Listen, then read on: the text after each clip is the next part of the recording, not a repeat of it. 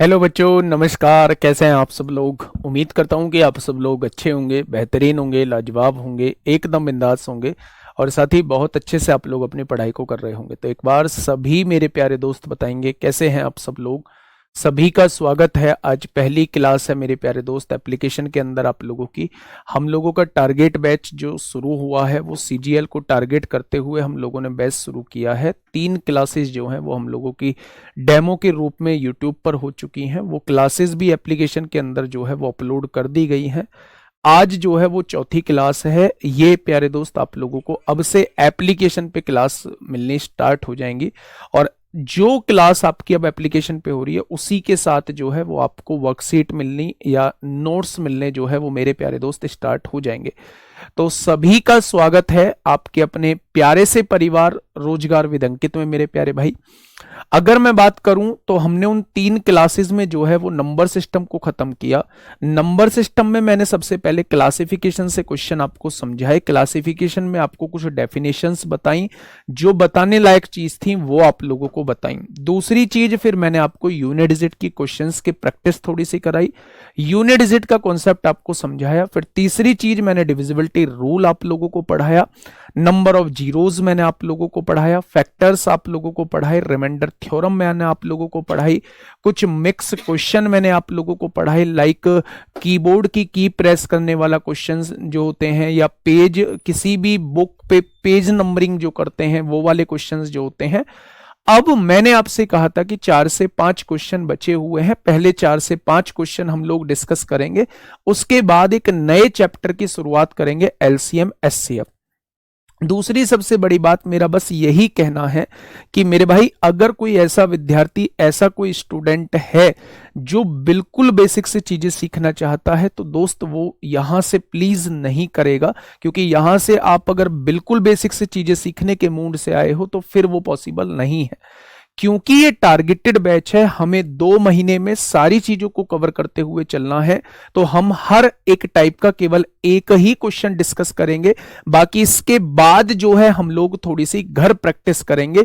आपका इन 2 महीने में सिलेबस बहुत शानदार तरीके से खत्म हो जाएगा और थोड़ा सा रिवीजन बहुत शानदार तरीके से आपका हो जाएगा। ठीक है भाई, तो सबसे पहले शुरुआत करते हैं उन रिमेनिंग क्वेश्चंस की जो नंबर सिस्टम में आप लोगों के बचे हुए हैं। फटाफट मुझे इस क्वेश्चन का जवाब दीजिए। सीजीएल प्री 2024 में प्यारे दोस्त आपसे नहीं पूछा है, नंबर सिस्टम की वर्कशीट नहीं मिली है, आज मिल जाएगी। नंबर सिस्टम की कंप्लीट वर्कशीट अगर नहीं मिली है तो आज मिल जाएगी मेरे भाई। बताइए मेरे प्यारे दोस्त, बस मेरा आप लोगों से एक ही कहना है, प्लीज आप एक मतलब कोई भी कमेंट कॉपी पेस्ट मत करिए। अब हमारे पास वो समय नहीं है जहां हम इन कमेंट्स के चक्कर में पड़ें या अपना टाइम वेस्ट इन कमेंट्स के चक्कर में करें। ठीक है, मैं पढ़ाने के लिए आया हूं, आप पढ़ने के लिए आए हैं। आपको रिवीजन करना होगा, शानदार तरीके से करना होगा, थोड़ा सा फास्ट करना होगा। ठीक है, बताइए मेरे प्यारे दोस्त। इसे बंद कर देना मेरे प्यारे दोस्त। जब भी आप लोगों को एक्सप्रेशन के रूप में चीजें लिखी दिखाई दें और आपसे कहा कि m-2 से विभाजित किया जाता है, तो ये मैंने आपको होमवर्क में भी बताया था कि जिससे विभाजित किया जाता है उसे हमेशा 0 के बराबर पुट कर लो और आप m की वैल्यू को 2 रख के देखो। अगर 2 रखने से मेरे प्यारे दोस्त एक्सप्रेशन की वैल्यू 0 आ जाती है तो मेरे प्यारे साथी वो पूरा पूरा डिवाइड हो रहा होगा, और अगर एक्सप्रेशन की वैल्यू 0 नहीं आती है तो कुछ ना कुछ रिमाइंडर बच रहा होगा। आपने m की जगह 2 रखा, 2 की पावर 5 कितना होता है? 32 होता है। 2 की पावर 4 16, 16 की गुणा 5 में करेंगे 80 आएगा, माइनस m की जगह 2, 3 दूनी 6 और प्लस का क्या आएगा? 7 आएगा। आपने देखा 80 और 32 कितना हो जाएगा? 112, माइनस 6 प्लस 7 1 आएगा, यानी कितने बच्चों का जवाब? 113 आ रहा है। बहुत बढ़िया, आप में से बहुत बच्चों का जवाब 113 आ गया है। सुजीत कुमार, ओम, सभी का आंसर 113 आ रहा है। इस क्वेश्चन का जवाब जो हो जाएगा वो ऑप्शन नंबर ए हो जाएगा। क्या हो जाएगा? तो आप कहेंगे ऑप्शन नंबर ए इस क्वेश्चन का जवाब हो जाएगा। तो जब भी ऐसे एक्सप्रेशन के रूप में क्वेश्चन मिले तो मेरे भाई इस वैल्यू को 0 के बराबर पुट करके m की वैल्यू निकाल के उसे यहां पुट कर देना। अगर वैल्यू पुट करने से 0 आ जाता है तो ये कंप्लीटली डिवाइड कर रही है, और अगर यहां कुछ बचता है तो आप कहेंगे रिमाइंडर जो होगा, रिमाइंडर जो होगा तो मेरे प्यारे दोस्त वो कितना हो जाएगा, 113 हो जाएगा। ठीक है, नेक्स्ट क्वेश्चन की तरफ चलते हैं। ये क्वेश्चन हमने लास्ट क्लास में भी डिस्कस किया था मेरे भाई, ये क्वेश्चन हमने लास्ट क्लास में भी डिस्कस किया था। इसका कॉन्सेप्ट आप मुझे बताइए।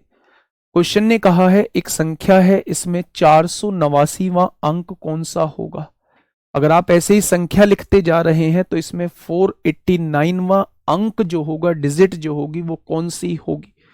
तो मेरे प्यारे दोस्त, जब भी आपको डिजिट का पता लगाना होता है तो मैंने आपको बताया है कि 1 से 9 तक की संख्या लिखने के लिए हमें कितनी डिजिट्स की आवश्यकता होती है, तो आप कहेंगे 9 की आवश्यकता होती है।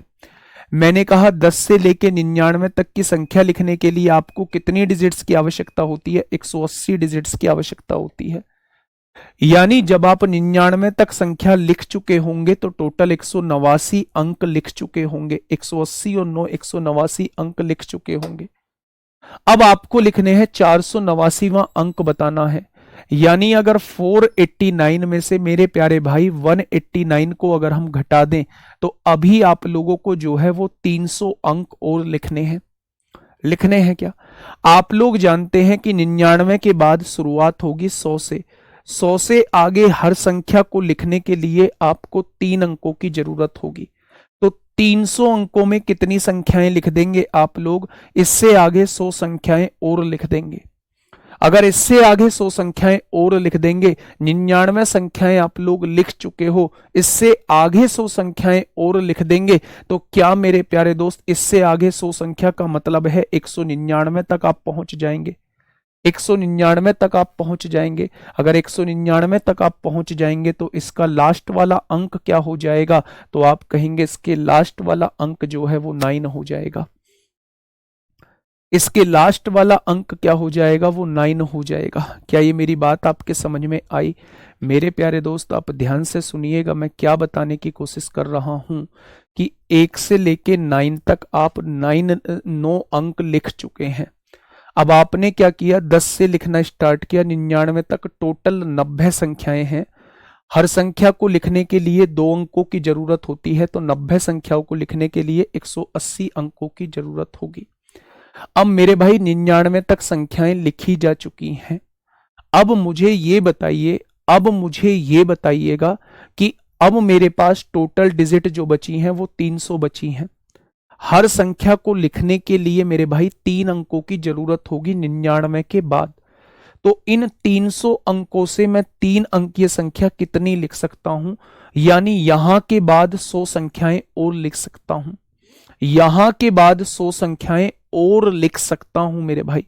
अगर यहां के बाद 100 संख्याएं और लिख सकता हूं तो 99 में 100 जोड़ेंगे, यानी मैं 199 तक जा सकता हूं।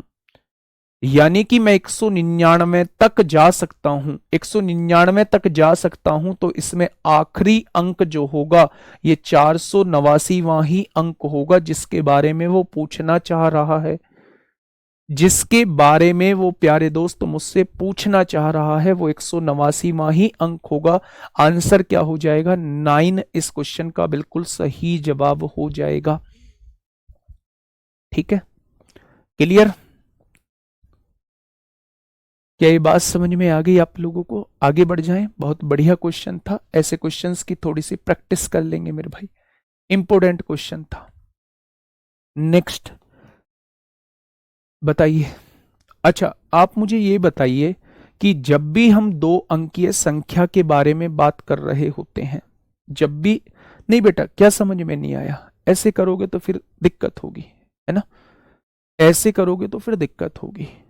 आप एक बार समझिए, मैं बार बार शुरुआत के 3 दिन यही बोलता आया था, यही बोलता आया था कि आपको थोड़ा सा एफर्ट्स अपनी तरफ से डालने पड़ेंगे, थोड़ा सा मैं एफर्ट्स डालूंगा, तभी हम चीजों को बहुत अच्छे से रिकॉल कर पाएंगे। मैं ये कह रहा हूं कि आपके पास टोटल 489 डिजिट हैं, 489 अंक हैं।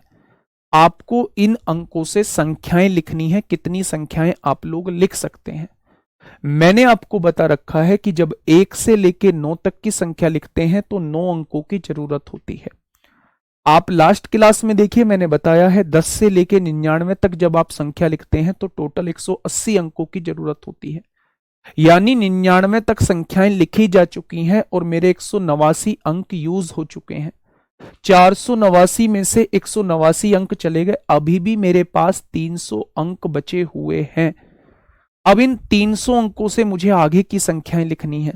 मुझे यह पता है 99 से आगे हर संख्या को लिखने के लिए 3 अंकों की जरूरत होगी। तो मेरे भाई 300 अंकों से क्या इससे आगे मैं 100 संख्याएं लिख सकता हूं? अगर इससे आगे 100 संख्याएं लिखनी है तो मैं इसे 100 जोड़ दूंगा, तो लास्ट संख्या जो आएगी वो 199 में आएगी। और 199 का आखिरी अंक वो मुझसे पूछना चाह रहा है, यही अंतिम अंक होगा, यही 489वां अंक होगा। तो जवाब क्या आ जाएगा? 9 आ जाएगा। मेरे प्यारे दोस्त, अगर मैं आपसे कहता हूं जब भी 2 अंकीय संख्या की बात करते हैं हम लोग, जब भी 2 डिजिट संख्या, 2 डिजिट नंबर की बात हम लोग करते हैं, 2 अंकीय संख्या की बात करते हैं, तो हमेशा 2 अंकीय संख्या जो होती है वो 10x प्लस वाई होती है। जब भी 2 अंकीय संख्या की बात करते हैं तो वो 10 अंकीय संख्या होती है मेरे भाई। 2 अंकीय संख्या जो होती है वो 10x प्लस वाई होती है। आपने कहा बिल्कुल होती है। अगर मैंने इसके अंकों को इंटरचेंज कर दिया, यानी डिजिट को इंटरचेंज कर दिया, y की जगह x पहुंचा दिया, x की जगह y पहुंचा दिया, तो ये अंक बदलने के बाद बनी संख्या ये होती है। जबकि जब भी क्वेश्चन में कहा जाए अंक बदलने के बाद बनी संख्या, अंक बदलने के बाद बनी संख्या, तो आप कह देंगे अंक बदलने के बाद संख्या जो होती है वो ये होती है। जब भी आपसे 2 अंकीय संख्या के अंकों का योग पूछा जाए तो मेरे भाई आप समझना, अंक जो होते हैं वो x और y होते हैं, डिजिट जो होती हैं वो x और y होती हैं।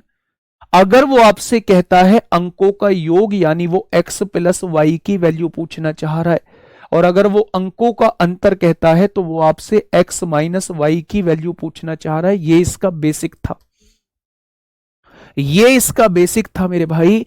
अगर मैं कहता हूं वो 2 अंकीय संख्या के बारे में बोलता है तो आप 10x प्लस वाई बोलना। अगर वो आपसे अंक बदलने के बाद संख्या के बारे में बोलता है तो आप 10y प्लस एक्स बोलना। अगर वो आपसे 2 अंकीय संख्या के अंकों का योग बोलता है तो आप x प्लस वाई बोलना। और अगर 2 अंकीय संख्या के अंकों का अंतर कहता है तो आप x माइनस वाई बोलना। अब क्वेश्चन आपके सामने है, जवाब आप लोग देंगे। एडवांस पहले कराना चाहिए था बेटा, मैं एडवांस के भी चैप्टर लेता रहूंगा, आप टेंशन मत लो। एचसीएफ एलसीएम कर लो, मैं एडवांस का चैप्टर भी ले लूंगा, आप बिल्कुल भी परेशान मत हो। लेकिन अब क्या करेंगे, बैच के अंदर मैं आपको एक टास्क दे के जाऊंगा कि कल जब आप क्लास में आओ तो प्लीज उतना पढ़ के आइएगा। अगर आप उतना पढ़ के आएंगे तो मैं आपको 100% एश्योरिटी दूंगा कि मेरे भाई अब आपको कोई दिक्कत नहीं आएगी। मैं टास्क दूंगा कल के लिए, तो याद दिलाना मुझे लास्ट में कि भैया जी टास्क दे दीजिए कल के लिए, क्योंकि आप लोग भी जानते हैं दोनों मिलके ही पेपर को निकाल सकते हैं। अगर मैं ये कहूं कि भाई साहब मैं ऐसे ही पेपर निकलवा दूंगा, नहीं निकलेगा। अगर आप सोच रहे हैं कि हम ऐसे ही पढ़ के पेपर निकाल देंगे, नहीं निकलेगा। दोनों भाई साथ मिलके चीजों को करेंगे, है ना। आप टेंशन मत लेना, मैथ्स में आपको कोई दिक्कत समस्या नहीं आएगी। देखिए सुनिएगा, 2 अंकों वाली एक संख्या और उसके अंकों का परस्पर स्थान विनिमय करके प्राप्त की गई संख्या के बीच अंतर 45 है। यानी कोई 2 अंकीय संख्या है, उसके अंक बदलने के बाद जो बनी संख्या है, उन दोनों का अंतर जो है वो 45 दे रखा है। उस संख्या के दोनों अंकों के बीच अंतर कितना होगा और ऐसी कितनी संख्याएं संभव है, वो आपसे ये पूछना चाह रहा है। अच्छा आप मुझे ये बताइए 2 अंकीय संख्या होती क्या है। आपने कहा 10x प्लस वाई। अंक बदलने के बाद बनी संख्या क्या होती है, आप कहेंगे अंक बदलने के बाद बनी संख्या ये होती है। 2 अंकों वाली एक संख्या ये हो चुकी है, अंकों को परस्पर बदल के प्राप्त की गई संख्या ये हो चुकी है, इनके बीच का अंतर 45 दिया है। इनके बीच का अंतर कितना दिया है, 45 दिया है। दे दिया क्या? अब ध्यान से सुनना, 10x में से x जाएगा 9x बचेगा, माइनस y में से 10y जाएगा 9y बचेगा, इज इक्वल टू 45 हो जाएगा। यहां से 9 कॉमन लीजिए, 9 इधर मल्टीप्लाई में है, इधर आके डिवाइड में। क्या दोनों संख्याओं के, दो अंकीय संख्या के अंकों का अंतर 5 आ जाएगा? पहले उसने वही पूछा है, उस संख्या के दोनों अंकों के बीच कितना अंतर होगा, तो 5 वाला जवाब हो जाएगा, यानी ऑप्शन नंबर डी। अब आपसे क्या कहना चाह रहा है, ऐसी कितनी संख्याएं संभव हैं? आप ऐसी संख्याएं क्या बता सकते हैं? आप रखिए, सबसे पहले आप इसे 9 रख सकते हैं, इसे 4 रख सकते हैं, 9 में से 4 जाएगा 5 आ जाएगा। आप इसे 8 रख सकते हैं, इसे 3 रख सकते हैं, 8 में से 3 जाएगा 5 आ जाएगा। आप इसे 7 रख सकते हैं, इसे 2 रख सकते हैं, 7 में से 2 जाएगा 5। आप इसे 6 रख सकते हैं, इसे 1 रख सकते हैं, तो आप कहेंगे 6 में से 1 जाएगा 5 बचेगा। और आपके मन में आएगा जी 5 और 0 रख सकते हैं, ये नहीं रख सकते क्योंकि अंक बदलोगे तो ये एक अंकीय संख्या रह जाएगी, जबकि मुझे बनानी 2 अंकीय संख्या थी। तो ऐसी कितनी वैल्यूज पॉसिबल हैं? ऐसी 4 वैल्यूज पॉसिबल हैं। ऑप्शन नंबर डी इस क्वेश्चन का जवाब हो जाएगा। ठीक है, तो 2 अंकीय संख्या का कॉन्सेप्ट क्लियर हो गया। अब मुझे इसका जवाब आप लोग दे दीजिए। 2 अंकीय संख्या का कॉन्सेप्ट अगर क्लियर हो गया है तो अब आप मुझे इसका जवाब दे दीजिए। और मैं आपको सच बताऊं, जितना मैंने इन 3 क्लासेस में कराया है इतना ही आपसे पूछा जाएगा, सच बता रहा हूं। एचसीएफ एलसीएम कर लें, फिर हम एक चैप्टर जो है एडवांस का कर लेंगे, जो आप बोलेंगे। चाहे तो हम लोग मेंसुरेशन उठा लेंगे, चाहे हम लोग ज्योमेट्री उठा लेंगे। ज्योमेट्री थोड़ा सा टाइम लेगी, लगभग 5-6 क्लास लेगी। और चाहे हम लोग ट्रिग्नोमेट्री उठा लेंगे मेरे भाई। ठीक है, जो आप बोलेंगे। एडवांस भी चालू कर देंगे। बताइए 9 कैसे आया? बेटा जी इतनी छोटी छोटी चीज पूछोगे? अब 10x में से x जाएगा, -x है ना, 10x में से x जाएगा 9x, y में से 10y जाएगा 9y बचेगा, है ना। ऐसी चीजें नहीं पूछेंगे। बताइए क्या होगा इस क्वेश्चन का साथी? बिल्कुल सही जवाब। देखिए, 2 अंकों की एक संख्या में इकाई का अंक दहाई के अंक से 4 ज्यादा है। इकाई का अंक यानी यूनिट डिजिट जो है वो 10 डिजिट से 4 ज्यादा है। यदि दी गई संख्या और इसके अंकों के योग का गुणनफल 370 है तो संख्या क्या है? मेरे प्यारे दोस्त, जब भी आपसे ऐसे केस में संख्या पूछी जाए, ध्यान दीजिएगा, जब भी आपसे ऐसे केस में संख्या पूछी जाए तो आप हमेशा उस क्वेश्चन को बाई ऑप्शन सॉल्व करना। जब भी आपसे संख्या पूछी जाए तो आप ऐसे केस में उस क्वेश्चन को हमेशा बाई ऑप्शन सॉल्व करना। उसने कहा है 2 अंकों की एक संख्या, ये सारी 2 अंकों की संख्या है। इकाई का अंक दहाई के अंक से 4 अधिक है। ये इकाई का अंक है, ये दहाई का अंक है। इससे 4 अधिक है क्या? ना जी ना, इससे 4 कम है। ये वाला क्या इससे 4 अधिक है? बिल्कुल अधिक है। ये वाला क्या इससे 4 अधिक है? बिल्कुल अधिक है। ये वाला क्या इससे 4 अधिक है? बिल्कुल अधिक नहीं है। ये भी जवाब नहीं होगा। ठीक है, यदि दी गई संख्या, ये दी गई संख्या है और इसके अंकों के योग का गुणनफल, इसके अंकों के योग का गुणनफल करेंगे तो क्या ये 370 आएगा? बिल्कुल नहीं, ये भी जवाब नहीं होगा। दी गई संख्या और इसके अंकों के योग का गुणनफल करेंगे तो 370 आ जाएगा, और वही 370 उसे लाना था। यही इस क्वेश्चन का बिल्कुल सही जवाब हो जाएगा। यही इस क्वेश्चन का साथी बिल्कुल सही जवाब हो जाएगा। ठीक है, नेक्स्ट क्वेश्चन नंबर 5 की तरफ आते हैं मेरे भाई। क्वेश्चन नंबर 5 की तरफ आते हैं। आराम से क्वेश्चन को पढ़िएगा। यही 5 क्वेश्चन थे जिनके बारे में मैं आपसे चर्चा कर रहा था कि 5 क्वेश्चन छूटे हुए हैं। सबसे पहले उन 5 क्वेश्चन को स्टार्ट करेंगे, फिर उसके बाद अगले चैप्टर की तरफ पढ़ेंगे। आज जो है आपका एलसीएम एचसीएफ होगा, कल भी आप लोगों का एलसीएम एचसीएफ होगा, परसों से हम किसी और चैप्टर की तरफ बढ़ रहे होंगे। ठीक है, पहले मैं उन चैप्टर्स को करा देता हूं जो वेटेज वाले चैप्टर हैं, जो वेटेज वाले चैप्टर हैं मेरे भाई। सर अभी 12th पास किए हैं तो पहले फाउंडेशन बैच पढ़े या टारगेट? पहले फाउंडेशन पढ़ो। 12th पास किए हो तो फिर तो 12th पास किए हो तो सीजीएल कहाँ भर पाओगे? ये सीजीएल को टारगेट कर रहा था, आपने सीएचएसएल को लिया, सीएचएसएल को भी टारगेट कर रहा है। देखिए मेरे प्यारे दोस्त, 2 धनात्मक पूर्णांकों के बीच अंतर 1627 है। मुझे नहीं पता वो दोनों धनात्मक पूर्णांक कौन से हैं। मैंने मान लिया 2 धनात्मक पूर्णांकों के बीच जो अंतर आप लोगों को दिया हुआ है 1627 दिया हुआ है। क्या इस बात में किसी को कोई परहेज? आपने कहा जी कोई परहेज नहीं है। आगे बढ़िएगा। देखिए, जब बड़ी संख्या को छोटी संख्या से विभाजित किया जाता है।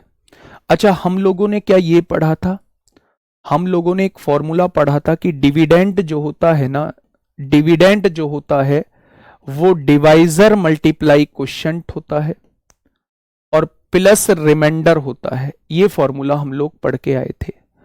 जिसको डिवाइड किया जाता है वो डिविडेंड होता है, जिससे डिवाइड किया जाता है वो डिवाइजर होता है, जो डिवाइड होके आता है वो क्वोशिएंट होता है, जो बाद में शेष बचता है वो रिमाइंडर होता है।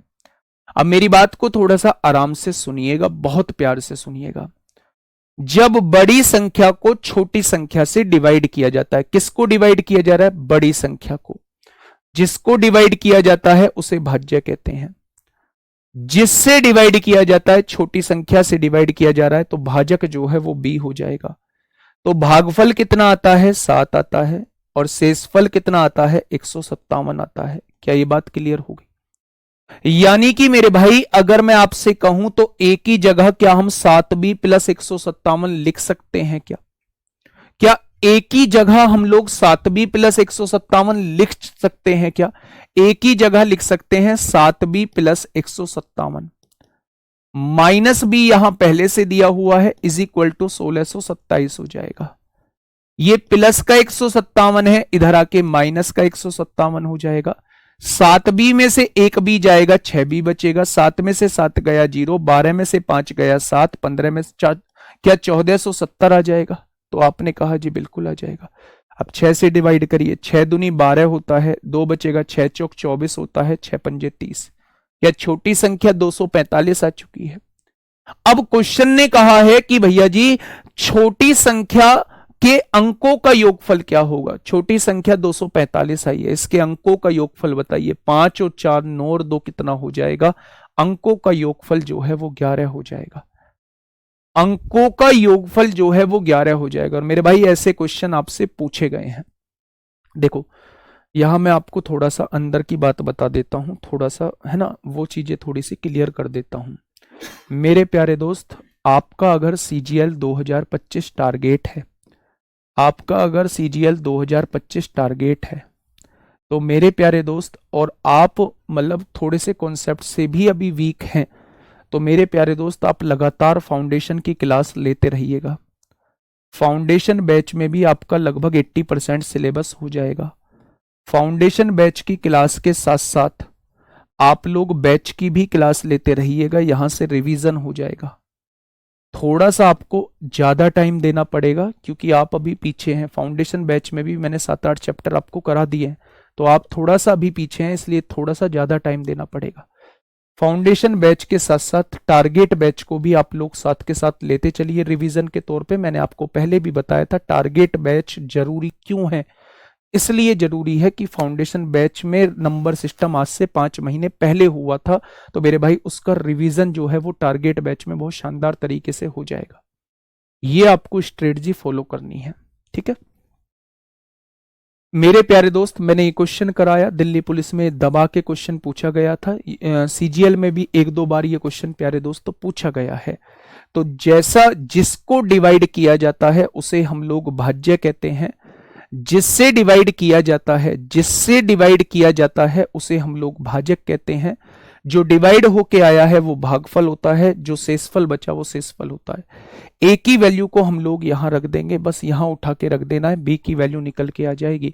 और उसने ये कहा है कि जो छोटी संख्या निकल के आई है उसके अंकों का योग, यानी आप 11 बता देंगे। क्या इस बात में कोई दिक्कत? तो आप कहेंगे कोई दिक्कत नहीं है।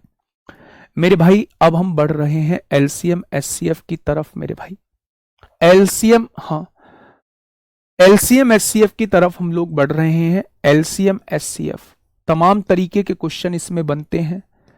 एक एक 2-2 क्वेश्चन मैं सबके कराऊंगा और ये टॉपिक जो है बहुत शानदार तरीके से आपका क्लियर हो जाएगा। LCM की डेफिनेशन क्या होती है? LCM की डेफिनेशन होती है वह छोटी से छोटी संख्या, वह छोटी से छोटी संख्या जो दी हुई संख्याओं से डिवाइड हो जाती है, उसे मेरे प्यारे दोस्त हम लोग LCM कहते हैं। अगर मुझसे कभी कहा जाता है HCF क्या होता है, तो मेरे भाई वह बड़ी से बड़ी संख्या जो दी हुई संख्याओं को डिवाइड कर देती है उसे हम लोग HCF कहते हैं मेरे भाई। अगर मैं बात करूं तो साधा सिंपल वैल्यूज का भी आपसे LCM HCF पूछ सकता है, आप लोगों से फ्रैक्शंस का भी LCM HCF पूछ सकता है, आप लोगों से पॉइंट डेसिमल का भी LCM HCF आपसे पूछ सकता है, और आप लोगों से पॉलिनोमियल इक्वेशन का, पॉलिनोमियल एक्सप्रेशन का भी HCF LCM पूछ सकता है। तो मेरे प्यारे दोस्त, शुरू में जो हम लोग चीजें देख रहे हैं वो बिल्कुल टाइप वाइज चीजों को करते हुए चलेंगे। सब चीज का एक एक टाइप हम लोग देखते चलेंगे, एक एक क्वेश्चन हम लोग एक एक टाइप का देखते चलेंगे। पहला क्वेश्चन आता है LCM HCF का आपके सामने। क्या ऐसे भी क्वेश्चन आते हैं? आते नहीं है। मैं 100% गारंटी के साथ कहता हूं कि 2-4 शिफ्टों में ऐसे भी क्वेश्चन अब भी आएंगे, 2-4 शिफ्टों में ऐसे क्वेश्चन अब भी आएंगे मेरे भाई। उसने कहा है भाई साहब इन चारों का LCM बता दीजिए। LCM मतलब वो संख्या जो इनसे पूरी की पूरी कट जाए, इनसे पूरी की पूरी कट जाए। अच्छा, 15 का नियम आप जानते हैं, 5 और 3 दोनों से कटना पड़ेगा। क्या ये 5 से कटेगा? बिल्कुल कटेगा। ये सारी संख्याएं 5 से कटेंगी क्योंकि 0 पीछे आ रहा है। अच्छा, 3 से 6 और 5 11 7 18, 3 से भी कटेगा। 7 6 13 5 18 कटेगा। 7 5 12, 7 5 12 6 18, 3 से भी कट रहा है। अच्छा, मुझे बताइए 54 से कटने का नियम क्या कहता है? 9 से भी कटेगा। 7 5 12 6 18, 7 6 13 5 18, 7 5 12, 12 9 से नहीं कटता। 7 5 12 6 18 कट जाएगा। अब मैंने 24 से काटा, 24 का नियम कहता है 8 से कटना चाहिए। अगर 8 से कटना चाहिए तो 8 से कटने के लिए बाद की 3 अंक देखने पड़ेंगे। 8 सत्ते 56, 10 नहीं कटेगा, ये भी जवाब नहीं होगा। 8 अट्टे 64, 3 बचेगा, ये भी जवाब नहीं होगा। ये पहले ही जवाब नहीं था, क्या ये इस क्वेश्चन का जवाब हो जाएगा? ऑप्शन नंबर डी इस क्वेश्चन का जवाब हो जाएगा। 7560 इस क्वेश्चन का जवाब हो जाएगा। मुझे वो संख्या देखनी है जो 24 से कट जाए। 24 से कटने के लिए 8 और 3 दोनों से कटना होगा। 3 से तो ये सारे कट रहे हैं, लेकिन जब मैंने 8 से देखा ना तो ये कटा, ना ये कटा, ना ये कटा, केवल 8 से यही कटता है। जब यही ऑप्शन 8 से कट रहा है तो फिर सारा कुछ यही होगा, ये सबसे कट रहा होगा, तो यही इस क्वेश्चन का जवाब हो जाएगा। ठीक है, मेथड से कैसे करेंगे मेरे भाई? मेथड से कैसे करेंगे? 15 दिया हुआ है आप लोगों को, 24 दिया हुआ है आप लोगों को, 35 दिया हुआ है आप लोगों को, 54 आप लोगों को दिया हुआ है। आपने सबसे पहले इसे डिवाइड किया 3 से। 3 पंजे 15, 3 अट्ठे 24, 35 नहीं कटेगा, 3 से काटा, 3 एकम 3, 3 अट्ठे 24 हो जाएगा। फिर आपने मेरे भाई किससे काटा? 2 से काटा, 2 से कटेगा 4 बार, 35 नहीं कटेगा, 2 से कटेगा 9 बार। फिर आपने 5 से काटा, 5 एकम 5, 5 सत्ते 35 होता है, ये 9 नहीं कटेगा। क्या अब आप डायरेक्टली एलसीएम निकाल पाएंगे? 9 सत्ते 63 होता है, 63 की गुणा 5 चौक 20, 63 की गुणा 20 में करेंगे तो 1260 आएगा, और 1260 की गुणा 6 में कर देंगे। 1260 की गुणा जब आप 6 में करेंगे तो 600, 6 छंग 36 को 6 हासिल 3, 6 दूनी 12, 3 15 को 5 हासिल 1, 6 एकम 6 और 1 7। क्या 7560 इसका एलसीएम आ जाएगा? तो चाहे तो आप डिविजिबिलिटी रूल लगा लो, चाहे आप लोग सिंपल तरीके से निकाल लो, आंसर कितना आएगा? 7560 आएगा। ठीक है, ये बात समझ में आई? तो आपने कहा जी ये बात समझ में आ चुकी है। आइए क्वेश्चन नंबर 2 आपके सामने है। क्वेश्चन नंबर 2, क्वेश्चन ने कहा है इन संख्याओं का एलसीएम निकालिए। इन संख्याओं का एलसीएम निकालिए। एलसीएम निकालोगे वो पी निकल के आ जाएगा। अब क्वेश्चन ने कहा है अगर पी को 4 से डिवाइड किया जाए तो क्या आएगा, यानी मुझे सबसे पहले इनका एलसीएम निकालना होगा। तो फटाफट एलसीएम निकाल दीजिए। आपने कहा 108, 135 और 162 का एलसीएम निकालना है। सबसे पहले 9 से ही कट रहा है, तो 9 एकम 9, 9 दूनी 18, 9 एकम 9, 9 पंजे 45, 9 एकम 9, 9 अट्ठे 72। अभी 3 से भी कट रहा है, 3 चौक 12, 3 पंजे 15 और 3 छिंग 18। आप कहेंगे जी 2 से भी कट जाएगा, 2 दूनी 4 और 2 तिया 6। अब आपको यहां से आगे जाने की जरूरत नहीं है। आपने कहा जी 5 दूनी 10 और 10 तिया 30 इसका एलसीएम आएगा। 30 दूनी 60 और 60 तिया कितने हो जाएंगे 180, और 180 की गुणा 9 में करेंगे तो 180 की गुणा 9 में करेंगे 1440 आएगा। आएगा क्या? यानी इन तीनों संख्याओं का एलसीएम जो है वो कितना आ चुका है 1440, यानी पी की वैल्यू 1440 है। अब क्वेश्चन ने कहा है पी को 4 से डिवाइड करके बताओ कितना आएगा, यानी इसको 4 से डिवाइड करो और बताइए कितना आएगा। तो 4 तिया 12, 2 बचेंगे, 4 छिंग 24, क्या इसकी वैल्यू 360 आ जाएगी? गड़बड़ कर दी क्या?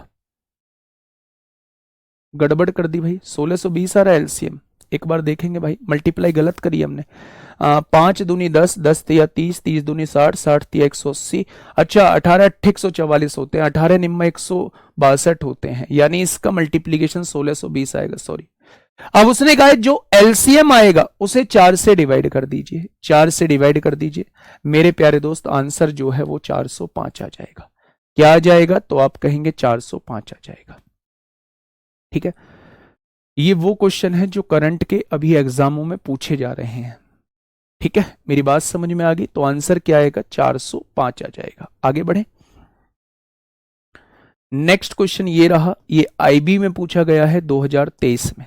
फटाफट इसका मैसे बताइए। मैसे की डेफिनेशन क्या होती है? मैसे वह बड़ी से बड़ी संख्या होती है जो दी हुई संख्याओं को पूरा पूरा डिवाइड कर देती है।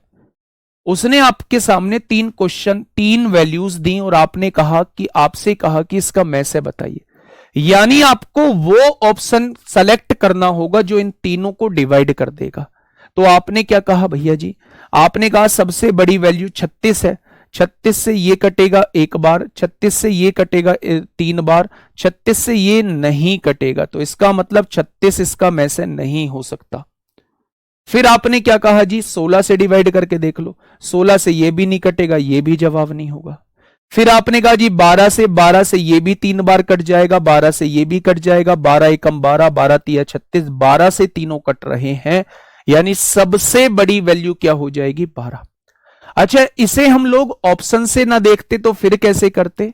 मेरे प्यारे दोस्त, जब भी हम लोग मैसे निकालते हैं तो मैसे निकालने के तरीके बहुत होते हैं।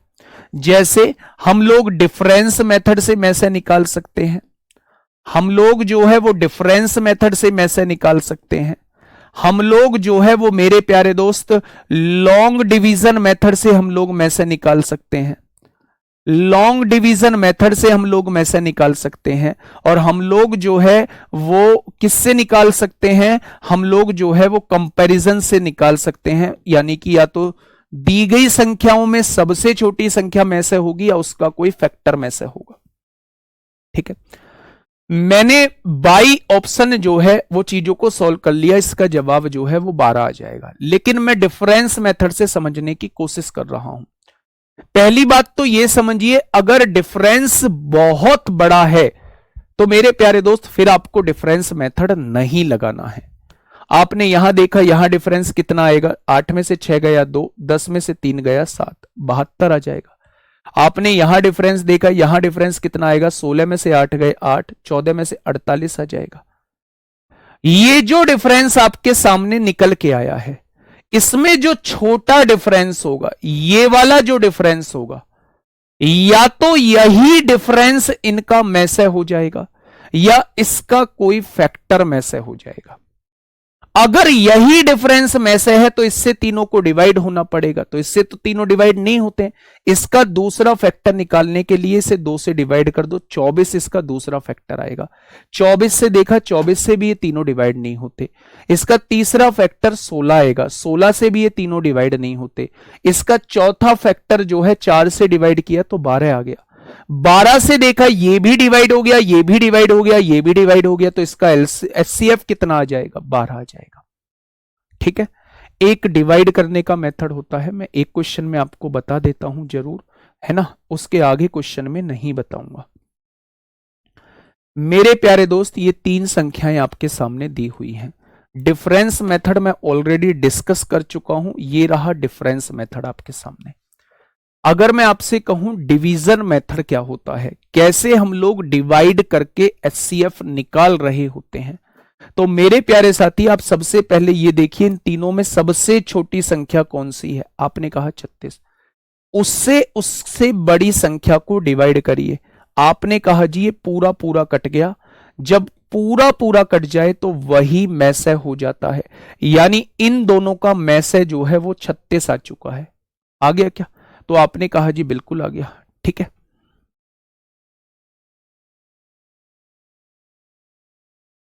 हाँ, जिससे पूरा पूरा डिवाइड हो जाए वही मैसे आ जाएगा। अब इन दोनों का मैसे जो आया है वो 36 आया है। आप 36 से 156 को डिवाइड कर दीजिए।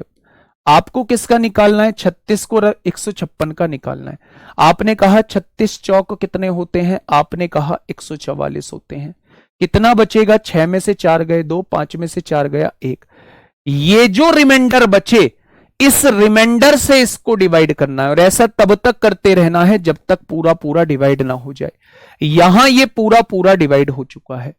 जब पूरा पूरा डिवाइड हो जाए वही उसका मैसे हो जाता है। लेकिन अगर यहां आप डिवाइड करते और यहां कुछ बच जाता तो इससे फिर इस 12 को डिवाइड करते रहते। आपको तब तक ऐसा करते रहना है जब तक ये पूरा पूरा ना कट जाए।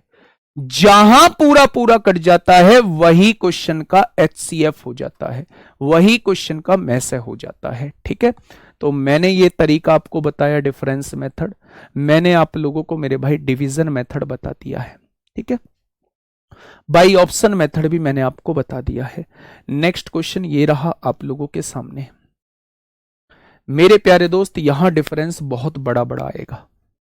ये क्वेश्चन आपसे पूछा गया है, यहां डिफरेंस बहुत बड़ा बड़ा आएगा, और ना इस क्वेश्चन को हम ऑप्शन से कर सकते हैं, तो फिर कैसे करें? क्वेश्चन नंबर 4 आपके सामने है, जल्दी से मुझे बताइएगा क्या होगा इस क्वेश्चन का बिल्कुल सही जवाब। क्या कहना चाह रहा है मेरे भाई क्वेश्चन? देखिए, ये 3 संख्याएं आप लोगों को दी हुई हैं। एक 3073 है, एक 1756 है, एक 4829 है। वो आपसे कह रहा है इनका मैसे निकालिए। पहले तो आप ये सोचिए यार डिफरेंस कितना ज्यादा आएगा, या तो डिफरेंस ही मैसे होगा या डिफरेंस का कोई फैक्टर मैसे होगा, तो निकालना थोड़ा सा बड़ा हो जाएगा मेरे लिए। मैंने इसका लॉन्ग डिवीजन मेथड से निकाला, उसका एचसीएफ जो दे रखा है एक्स दे रखा है।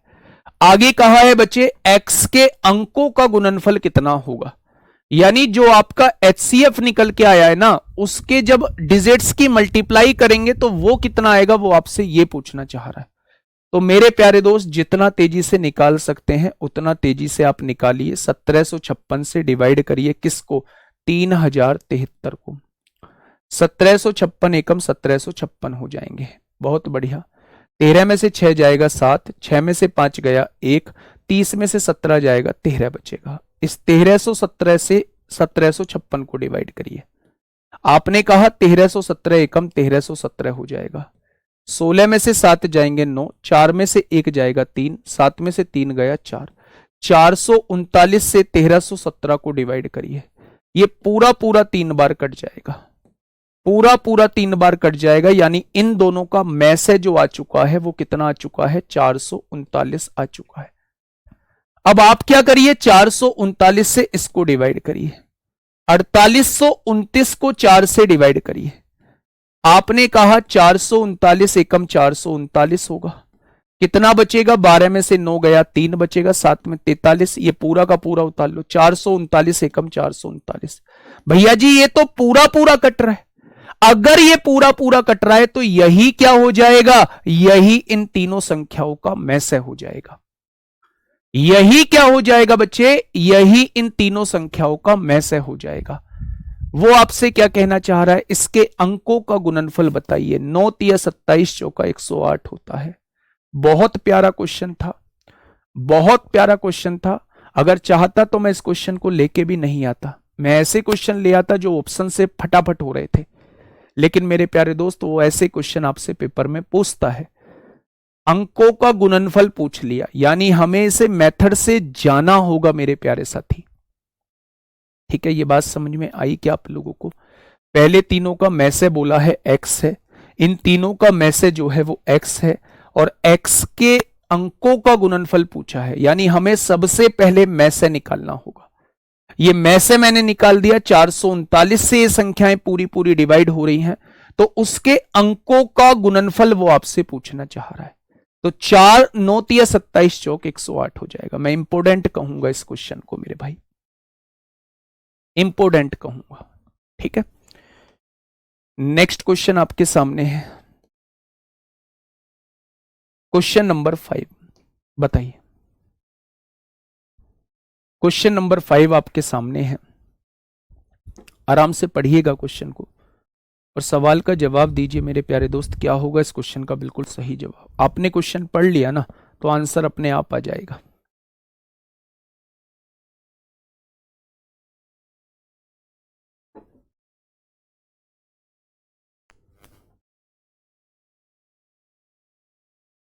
बताइए, आराम से पढ़िए question.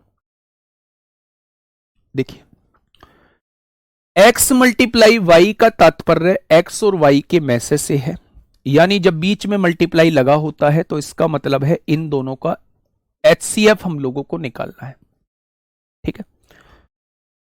x at the rate Y का मतलब है, x at the rate Y का मतलब क्या है? x at the rate Y का मतलब है इन दोनों का एलसीएम हम लोगों को निकालना है।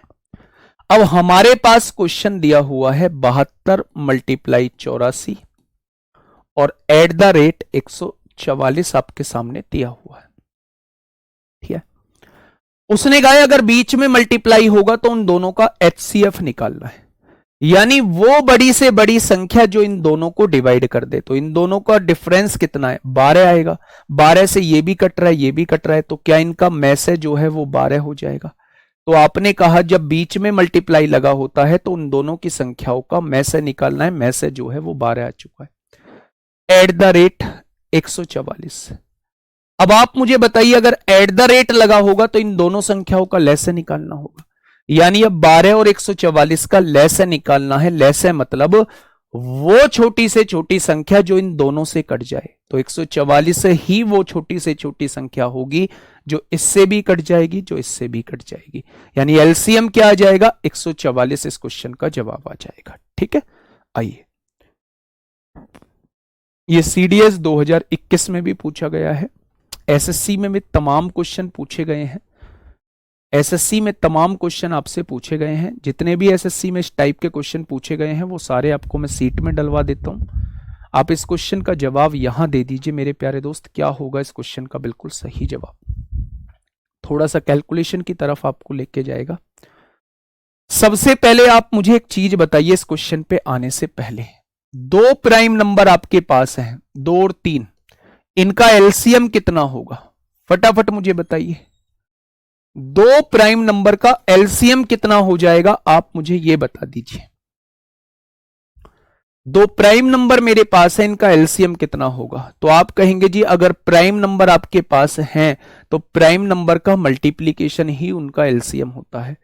मान लो एक प्राइम नंबर 3 ले दिया, एक प्राइम नंबर 11 ले दिया, इन दोनों का एलसीएम पूछा तो 2 प्राइम नंबर हो चाहे 3 प्राइम नंबर हो चाहे 4 प्राइम नंबर हो, उन चारों का मल्टीप्लीकेशन ही क्या हो जाएगा? एलसीएम होता है मेरे भाई। क्या ये चीज समझ में आई?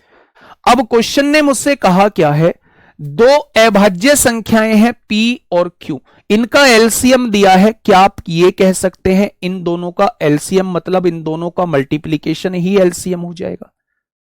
क्या ये हो जाएगा? इन दोनों का मल्टीप्लीकेशन, इन दोनों का प्रोडक्ट ही एलसीएम हो जाएगा। ये बात समझ में आ गई? अब वो कह रहा है कि P जो है वो Q से बड़ा है, यानी पहली वैल्यू दूसरी वाली से बड़ी है। तो आप मुझे बताइए दोनों का डिफरेंस कितना आएगा? दोनों का डिफरेंस कितना आ जाएगा? दोनों का डिफरेंस कितना आएगा? अब यहां आपको वैल्यू रखनी पड़ेगी क्योंकि इक्वेशन है एक, वेरिएबल है 2। आप ये देखिए कि ये 2231 कौन से प्राइम नंबर से कटता है? भाई ये दोनों प्राइम नंबर ही तो है, यहां भी प्राइम नंबर होगा, यहां भी प्राइम नंबर होगा। आप ये देखिए कौन से प्राइम नंबर से कटता है। सबसे छोटा प्राइम नंबर 2 है, नहीं कटेगा। 3 और 1 4, 2 6 2 8, 3 से भी नहीं कटेगा। 7 या 21 1 बचेगा, 7 एकम 7 6 बचेगा, 61 नहीं कटेगा। 11 दूनी 22 नहीं कटेगा। 13 एकम 13 9 बचेगा, 13 7 91 2 बचेगा, 13 से भी नहीं कटेगा। 17 एकम 17 3 बचे, 17 5 बचेगा, 17 3 51 2 बचेगा, 17 से भी नहीं कटेगा। 19 एकम 19 3 बचेगा, 19 एकम 19 14 बचेगा, 141 19 से भी नहीं कटता है। 23 होता है, 23 से देखते हैं मेरे भाई, अगर आप देखेंगे तो 23 निम्मा कितने होते हैं, 207 होते हैं। 23 निम्मा 207, कितना बचेगा, 16 बच जाएगा, 161 हो गया। 23 सत्ते 161 होते हैं। यानी कि जब हम 23 से काटते हैं इसे तो कितनी बार कटता है, 97 बार कटता है। जब हम इसे 23 से काटते हैं तो ये 97 बार कटता है। यानी ये जो आएगा वो 23 और 97 की गुणा करने पर 2231 आएगा। अब उसने कहा है बड़ी वैल्यू P की है, P जो है वो 97 हो जाएगा और Q जो है वो 23 हो जाएगा। दोनों का डिफरेंस वो आपसे पूछना चाह रहा है, दोनों का डिफरेंस 74 हो जाएगा। यानी इस क्वेश्चन का जवाब जो है वो ऑप्शन नंबर सी हो जाएगा। इस क्वेश्चन का जवाब जो है वो ऑप्शन नंबर सी हो जाएगा। क्या इस बात में किसी को कोई दिक्कत है? क्या इस बात में किसी को कोई दिक्कत है? तो आप कहेंगे कोई दिक्कत समस्या नहीं है मेरे भाई। ठीक है भाई। हाँ, मेरी बात को थोड़ा सा समझना। दो अभाज्य संख्याएं हैं, उनका प्रोडक्ट जो है वो 2231 दिया, एलसीएम ही उनका प्रोडक्ट होता है। अब मुझे बताइए ऐसी दो संख्या जिनकी गुणा करके 2231 आ जाए, तो आपको इस संख्या को डिवाइड कर करके देखना पड़ेगा सारी प्राइम नंबर से। 2 से देखा नहीं हुआ, 3 से देखा नहीं हुआ, 5, 7, 11, 13, 17, 19 नहीं हुआ। जब आपने इसे 23 से देखा तो 23 निम्मा 207, 23 सत्ते 161, यानी ये 23 से 97 बार कट गया। यानी मेरा पॉइंट यही क्लियर हो गया कि एक संख्या 23 होगी और एक संख्या 97 होगी, क्योंकि इन दोनों का ही गुणनफल जो है वो 2231 आएगा। उसने कहा बड़ी वैल्यू P की लेनी है, तो बड़ी वैल्यू 97 P की हो जाएगी, छोटी वैल्यू ये Q की हो जाएगी। आपके जो सीजीएल में पूछे गए हैं, मैं मतलब बड़े से बड़ा क्वेश्चन आपके सामने लेके आया हूं। आपके सीजीएल में पूछे गए हैं बहुत छोटी छोटी सी संख्या है। 11 गुणा 13 दिया है, 13 गुणा 7 दिया है बच्चे। ठीक है, ठीक है मेरे प्यारे दोस्त। तो आपकी जो सीजीएल में पूछे हैं वो बहुत छोटी सी संख्याओं के पूछे। हाँ, मेरी आज आंख में प्रॉब्लम है, राइट साइड वाली आंख में आज प्रॉब्लम है थोड़ी सी। ठीक है मेरे भाई, लेकिन आंख में कुछ भी हो, कुछ भी मत हो मेरे भाई, ये बैच की छुट्टी तो लग पाना असंभव है। जैसे ये क्वेश्चन है, आइए इस क्वेश्चन पे, इस क्वेश्चन को थोड़ा सा सोचेंगे। आईसीआर में पूछा गया है, बड़ा आसान है लेकिन सोचना होगा मेरे प्यारे दोस्त, आपको सोचना होगा। प्राइम नंबर का एचसीएफ 1 होता है, हाँ जी एचसीएफ 1 होता है, लेकिन एलसीएम उनका मल्टीप्लीकेशन होता है। इस क्वेश्चन को थोड़ा सा सोचिए और मुझे समझाने की कोशिश करिए कि क्या होगा इस क्वेश्चन का बिल्कुल सही जवाब। बेटा कॉपी पेस्ट वालों मान जाओ, कब मानोगे तुम है? उसने कहा है x और 221 का एचसीएफ, x और 221 का एचसीएफ, इन दोनों का एचसीएफ जो है वो 3x माइनस 187 के रूप में लिखा जा सकता है। इन दोनों का एचसीएफ 3x माइनस 187 के रूप में लिखा जा सकता है। तो x का मान निम्नलिखित में से कौन सा हो सकता है? जब भी क्वेश्चन में आपसे ऐसे पूछे कि कौन सा मान हो सकता है, तो ऐसे केस में हम लोग x की वैल्यू, ऐसे क्वेश्चन को हम लोग हमेशा बाई ऑप्शन से सॉल्व करते हैं। ऐसे क्वेश्चन को हम हमेशा बाई ऑप्शन से सॉल्व करते हैं। मैं इसका तरीका भी बताऊंगा। देखिए पहले तरीका सुनिएगा। सबसे पहले यह देखिए कि 221 जो है किस किस से डिवाइड होता है। 221 किस किस से डिवाइड होता है? आपने कहा 2 से भी नहीं होगा, 3 से भी नहीं होगा, 4 से भी नहीं होगा, 5 से भी नहीं होगा, 6 से भी नहीं होगा, 7 से 7 21 11 बचेगा नहीं, 9 से भी नहीं होगा क्योंकि 5 बैठ रहा है, 11 से भी नहीं होगा, 13 से देखें 13 से हो जाएगा मेरे भाई। अच्छा एक बार मुझे ये बताइए 221 को हम क्या लिख सकते हैं? 13 गुणा 17 लिख सकते हैं, हाँ या ना? 221 को हम क्या लिख सकते हैं? 13 गुणा 17 लिख सकते हैं। अब मुझे इन दोनों संख्याओं का एचसीएफ निकालना है। एचसीएफ क्या होता है? वो बड़ी से बड़ी संख्या जो इन दोनों को डिवाइड कर दे। या तो इन दोनों को डिवाइड करने वाली संख्या 13 हो सकती है, भाई यहां कोई ऐसी वैल्यू आ जाए जो 13 से यहां भी कट जाए, यहां भी कट जाए। या इन दोनों को डिवाइड करने वाली संख्या 17 हो सकती है, यहां कोई ऐसी वैल्यू आ जाए जो 17 से यहां भी कट जाए, यहां भी कट जाए। या इन दोनों को डिवाइड करने वाली संख्या 221 हो सकती है, 221 यहां आ जाए, 221 यहां, इन दोनों का में से ही 221 आएगा। क्या ये बात समझ में आ गई? यानी यहां इसके में से की 3 पॉसिबिलिटी है। 13 भी इसका में से हो सकता है, क्योंकि यहां अगर 13 का मल्टीपल आ गया तो यहां भी 13 का मल्टीपल है, इन दोनों का में से 13 हो जाएगा। हो सकता है इनका में से 17 हो जाए, या हो सकता है इनका में से 221 ही हो जाए। क्या ये बात समझ में आई आप लोगों को? तो आप कहेंगे जी ये बात हम लोगों के समझ में आ चुकी है। मेरे प्यारे दोस्त, हमने इसकी वैल्यू 13, उसने कहा जो भी HCF आएगा उसे इस फॉर्म में लिखना होगा।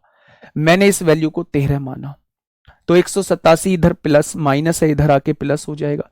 187 में 13 जोड़ेंगे 200 हो जाएगा, और 200 को 3 से डिवाइड करेंगे तो ये पूरा पूरा इंटीजर नहीं आएगा, तो x की वैल्यू इनमें से कोई सी भी नहीं होगी, यानी ये इसका HCF नहीं हो सकता। आगे बढ़िए, मैंने क्या किया, 3x माइनस 187 को 17 मान लिया। 17, ये माइनस 187 है, इधर आके प्लस 187 हो जाएगा। 7 और 7 14 को 4 हासिल 1, 0 हासिल लगा 1, 204 हो जाएगा। ये 3 इधर मल्टीप्लाई में है, इधर आके डिवाइड में हो जाएगा। क्या x की वैल्यू 68 हो जाएगी? यानी x की वैल्यू 68 है, इसका मतलब HCF जो है वो कितना माना है? HCF जो है वो 17 माना है। HCF जो है वो इन्होंने 17 माना है मेरे भाई। उसने कहा कौन सी वैल्यू हो सकती है? मैं जानता हूं HCF वो होगा जो दोनों को डिवाइड करेगा। अगर यहां 13 का मल्टीपल आ जाता है तो इन दोनों का HCF जो होगा वो 13 हो जाएगा। 13 हो नहीं सकता क्योंकि वैल्यू पॉइंट में आ रही है। अगर यहां 17 का कोई मल्टीपल आ जाता है तो इन दोनों का HCF 17 हो जाएगा। यानी HCF अगर मैं 17 मानता हूं तो ये वैल्यू 68 आ रही है। 68 और इसका HCF 17 हो जाएगा मेरे भाई। तो ये वैल्यू क्या हो सकती है? 68 हो सकती है। दूसरा आप ऐसे भी देख सकते थे, दूसरा आप ऐसे भी देख सकते थे मेरे भाई, यहां x और 221 आप लोगों को दिया हुआ है, ध्यान से सुनना। यहां x और 221 आप लोगों को दिया हुआ है, मेरी बात को थोड़ा सा समझना। उसने कहा है इन दोनों का HCF, इन दोनों का HCF क्या होगा? इन दोनों का HCF जो है इस रूप में लिखा जा सकता है। तो आप मुझे बताइएगा, आप मुझे बताइएगा कौन सी संख्या हो सकती है? क्या 57 हो सकती है x की वैल्यू? क्या 68 हो सकती है x की वैल्यू? क्या 51 हो सकती है x की वैल्यू? या फिर 92 हो सकती है x की वैल्यू? मुझे नहीं पता कि यह संख्या क्या है, मैंने इसको जस्ट देखा कि इसे कैसे लिख सकते हैं। आपने कहा जी इसे 13 गुणा 17 लिख सकते हैं।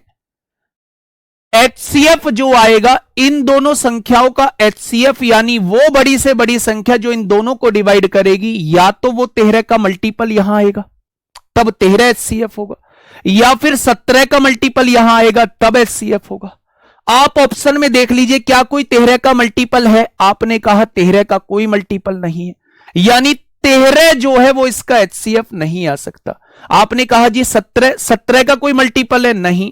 17 का कोई मल्टीपल है? नहीं। क्या ये 17 का मल्टीपल है? जी हां, यही x की वैल्यू हो जाएगी, यही x की वैल्यू मेरे प्यारे दोस्त हो जाएगी। बस आपने ये देखा कि 13 का मल्टीपल कोई ऑप्शन नहीं है तो यहां ये नहीं आएगा। 17 का एक मल्टीपल है 68, यहां 68 होगी। 68 और इसका HCF जब आप निकालोगे तो ये संख्या आपके सामने आ जाएगी। बहुत इंपॉर्टेंट क्वेश्चन था, इसीलिए जस्ट आपके सामने लेके आया हूं। ठीक है मेरे भाई, चलिए नेक्स्ट क्वेश्चन। ये एक्सप्रेशन है, ये क्वेश्चन बड़े आसान होते हैं, ये एक्सप्रेशन वाले क्वेश्चन है, ये क्वेश्चन बड़े आसान होते हैं। आपको एक संख्या ये दी गई है 2 की पावर 3 मल्टीप्लाई 9 का स्क्वायर मल्टीप्लाई 13 दिया हुआ है। अच्छा 51 था, हाँ 51 था बेटा। 51 17 का मल्टीपल था, 51 17 का मल्टीपल बैठ रहा है, 17 का मल्टीपल 51 बैठ रहा है, 51 बैठ रहा है। अगर 51 बैठ रहा है तो यहां 51 रख के देख, x की वैल्यू 51 रख के देख लीजिए, x की वैल्यू 51 रखिए। क्या ये 17 आ रहा है? नहीं आएगा, तो उस वजह से 51 को हम लोग काट देंगे। बिल्कुल सही है, 51 17 का मल्टीपल बैठ रहा था, तो फिर हमें वेरीफाई करके देखना पड़ेगा। इसलिए सबसे बेस्ट मेथड यही है, जो पूरा पूरा कट जाए वही आपके क्वेश्चन का जवाब हो जाएगा। आप एक बार 13 रख के देख लीजिए इस वैल्यू को, एक बार 17 रख के देख लीजिए इस वैल्यू को। 13 रखने से पूरा पूरा कट रहा है तो वो x की वैल्यू हो जाएगी, और 17 रखने से पूरा पूरा कट रहा है तो वो x की वैल्यू हो जाएगी। यहां से केवल आप दो ऑप्शन को कट कर सकते हो। ठीक है, चलिए चला देने से यहां देखिए मेरे भाई, हाँ ठीक है, वो काट दिया बच्चे, 17 का मल्टीपल था। यहां देखिए, मैंने आपसे कहा कि ये एक्सप्रेशन आप लोगों के सामने दिए हुए हैं, ये 3 एक्सप्रेशन आपके सामने दिए हुए हैं। पहला एक्सप्रेशन क्या है, 2 की पावर 3, 9 की पावर 2, और यहां 13 दिया हुआ है। यहां क्या है, 2 की पावर 2, यहां 13 की पावर 2, और यहां 19 दिया हुआ है। यहां 9 की पावर 3, 13 की पावर 2, और यहां 19 की पावर 2 दिया हुआ है। ठीक है, अगर मैं आप लोगों से यह कहूं कि इनका एलसीएम निकालना है, बेटा एक ही क्वेश्चन समझाऊंगा, ऐसा ध्यान से समझ लेना। अगर कभी भी एक्सप्रेशन का एलसीएम निकालना हो तो आप सबसे बड़ी पावर देखना। आपने देखा 2 की पावर 3 और 2 की पावर 2 में सबसे बड़ी पावर 2 की पावर 3 है। इन दोनों का एलसीएम 2 की पावर 3 आ चुका है। अगर आप देखेंगे 9 की पावर 2 और 9 की पावर 3 में सबसे बड़ी पावर 9 की पावर 3 है। आपको बड़ी पावर लेना है, इन दोनों का एलसीएम आप निकाल चुके हो। अगर मैं यहां देखूं 13 की पावर 1, 13 की पावर 2, 13 की पावर 2, तो सबसे बड़ी पावर 13 की पावर 2 है, तो इसका एलसीएम 13 की पावर 2 आ जाएगा। अगर मैं यहां देखूं 19 की पावर 1, 19 की पावर 2, तो इनमें बड़ी पावर 19 की पावर 2 है, तो एलसीएम प्यारे दोस्त ये हो जाएगा 2 की पावर 3, 9 की पावर 3, 13 की पावर 2, 19 की पावर 2, ऑप्शन नंबर बी हो जाएगा। लेकिन अगर इसी क्वेश्चन का एचसीएफ निकालने की कोशिश करूं मैंने लिखा 2 की पावर 3 गुणा 9 की पावर 2 गुणा 13, यहां लिखा 2 की पावर 2 गुणा 13 की पावर 2 गुणा 19, और नीचे वाला एक्सप्रेशन 9 की पावर 2 गुणा 13 की पावर 2 गुणा 19 की पावर 2। और मैं आपसे एचसीएफ पूछना चाह रहा हूं, तो एचसीएफ ये कहता है कि एक तो जितने भी एक्सप्रेशन दिए हुए हैं हर एक एक्सप्रेशन में वैल्यू मौजूद होनी चाहिए, और जो सबसे छोटी पावर होगी वही एचसीएफ होगी मेरे भाई। देखिए यहां भी 2 था, यहां भी 2 था, यहां 2 नहीं था, यानी इसको नहीं लेंगे।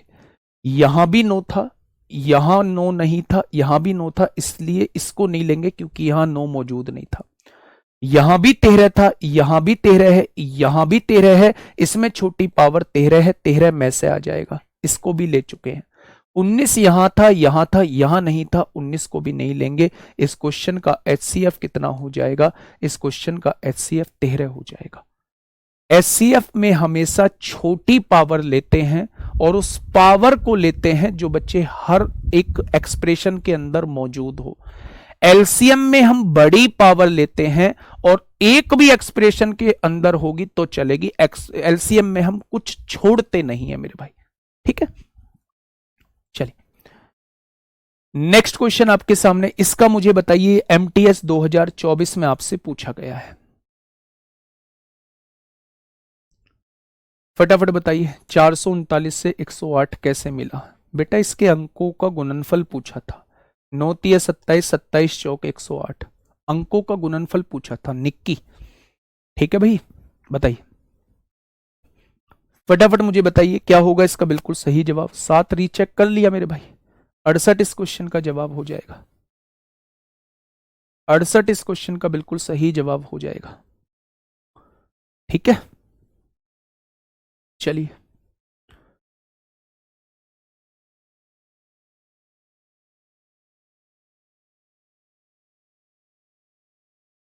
फटाफट बताइए इस क्वेश्चन का जवाब बताइए। क्वेश्चन नंबर 9 आपके सामने है, जल्दी से बता दीजिए।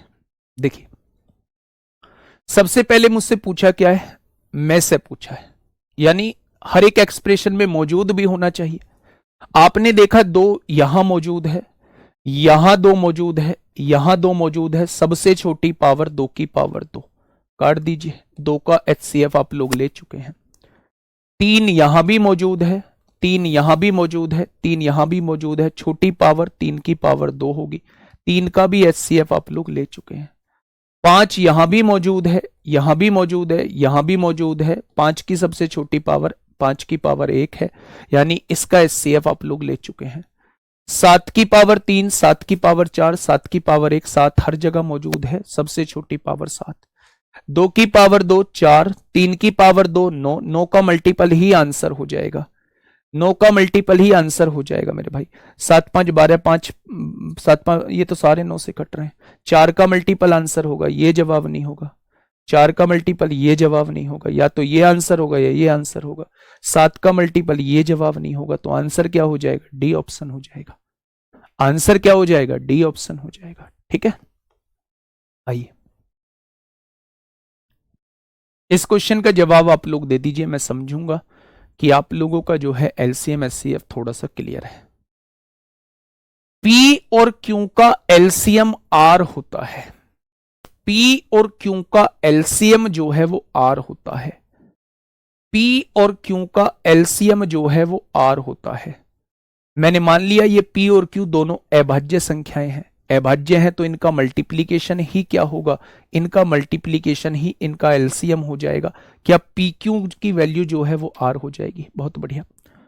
अगर मैं आपसे पूछूं भैया जी P² प्लस P² और PQ² का LCM क्या होगा, तो आप कहेंगे यहां P² है, यहां P है, इन दोनों का LCM तो P² आएगा। Q और Q² में पावर कौन सी बड़ी है? Q², तो इसका LCM वो आपसे जानना चाह रहा है, इसका LCM वो प्यारे दोस्त आप लोगों से जानना चाह रहा है। तो कौन सी वैल्यू है? क्या वो PQ के बराबर होगा? नहीं। क्या इसके बराबर होगा? नहीं। क्या इसके बराबर होगा? नहीं। अच्छा, मैं आपसे ये कहूं कि ये वैल्यू दी हुई है PQR, तो आप क्या R की जगह ये लिख सकते हैं? आप क्या R की जगह इस PQ को लिख सकते हैं? बिल्कुल लिख सकते हैं। PQ गुणा PQ क्या P² Q² हो जाएगा? बिल्कुल हो जाएगा। तो ये वाली वैल्यू जो है वो P² Q² देगी, इसका जवाब जो है वो PQR हो जाएगा। इसका जवाब जो है वो PQR हो जाएगा। आप चाहें तो वैल्यू रख के भी कर सकते हैं, इसकी कोई भी वैल्यू ले लीजिए। मान लो आपने 2 3 ले लिया, 6 आ गया, 6 जो है वो R की वैल्यू आ जाएगी। इन दोनों का LCM जो है वो R है, तो आप इसे वैल्यू पुट करके भी कर सकते हैं। इनका LCM निकालना होगा। मेरे हिसाब से ये जो मैंने बताया है डायरेक्टली अप्रोच है, इससे आसान अप्रोच नहीं मिलेगी। ठीक है, तो ये कॉन्सेप्चुअल क्वेश्चन था मेरे भाई। चलिए अब आपके सामने आता है मेरे भाई फ्रैक्शंस का LCM HCF कैसे निकालते हैं। आप अच्छी तरीके से वाकिफ हैं। अगर CGL प्री की अगर मैं बात करता हूं तो बहुत सारी शिफ्टों में मेरे भाई CGL प्री की में ये फ्रैक्शन का क्वेश्चन आपको देखने को मिलेगा। डायरेक्टली आप लोगों को फ्रैक्शन का क्वेश्चन देखने को मिलेगा बहुत सारी शिफ्टों में। कैसे निकालते हैं? कॉन्सेप्ट ये कहता है कि अगर आपके पास एक फ्रैक्शन ये दी गई है, एक फ्रैक्शन ये दी गई है, और एक फ्रैक्शन ये दी गई है, और एक फ्रैक्शन ये दी गई है, ये आपके सामने फ्रैक्शन दी गई है। अगर मैं आपसे पूछता हूं भैया जी इनका LCM बताइए, इन फ्रैक्शंस का LCM बताइए, तो मेरा कॉन्सेप्ट ये कहता है कि सबसे पहले तो ये सिंपलेस्ट फॉर्म में होनी चाहिए। अगर कट रही है तो इन्हें पहले काट दो। अगर काट के आपने सिंपलेस्ट फॉर्म में इन्हें ले आए हो, जब तक कट सकती थी आपने इसे काट दिया है। आपसे पूछना चाह रहा है LCM बताइए, तो जो चीज आपसे पूछना चाह रहा है हमेशा ऊपर वाली संख्याओं की वही निकाल दो। न्यूमरेटर का हमेशा वही निकाल दो जो आपसे पूछना चाह रहा है, और डिनोमिनेटर का उसका अपोजिट। अगर LCM पूछना चाह रहा है तो LCM न्यूमरेटर का, HCF डिनोमिनेटर का।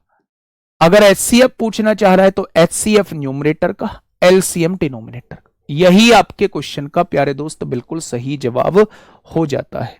यही आपके क्वेश्चन का बिल्कुल सही जवाब हो जाता है। आइए इस क्वेश्चन पे समझते हैं। हमसे पूछा क्या गया है? हमसे मेरे प्यारे दोस्त LCM पूछा गया है। क्या पूछा गया है? LCM पूछा गया है।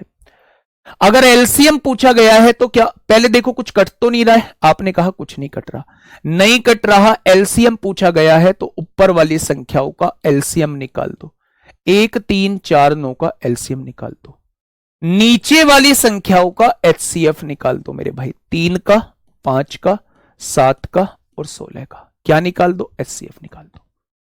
अगर वो छोटी से छोटी संख्या जो इन तीनों से कट जाए तो आप कहना वो छोटी से छोटी संख्या 36 हो जाएगी, वह बड़ी से बड़ी संख्या जो इन चारों को काट दे तो वो 1 हो जाएगी, यानी इस क्वेश्चन का जवाब कितना हो जाएगा, 36 हो जाएगा। ठीक है सर, इतने आसान क्वेश्चन आएंगे क्या, 2022 में पूछा गया है, 2024 में बहुत सारी शिफ्टों में क्वेश्चन पूछे गए हैं, 2025 में आपसे पूछे जाएंगे, ये मेरा वादा है, सारी शिफ्टों में नहीं कुछ शिफ्टों में पूछा जाएगा, इतना आसानी पूछा जाएगा। प्री का 90% मुश्किल थोड़ी ना आता है, 90% चीजें प्री की आसान आती हैं, बस आप लोगों की अप्रोच होनी चाहिए, आप में मतलब इतनी स्पीड होनी चाहिए कि आप 100 क्वेश्चन को छू पाओ। अगर आपने 100 क्वेश्चन को सही से छू लिया तो मेरे भाई आप 70-80 आराम से बना जाएंगे, अगर आप सीरियस एस्पायरेंट हैं सीजीएल के तो आराम से बना जाएंगे मेरे भाई।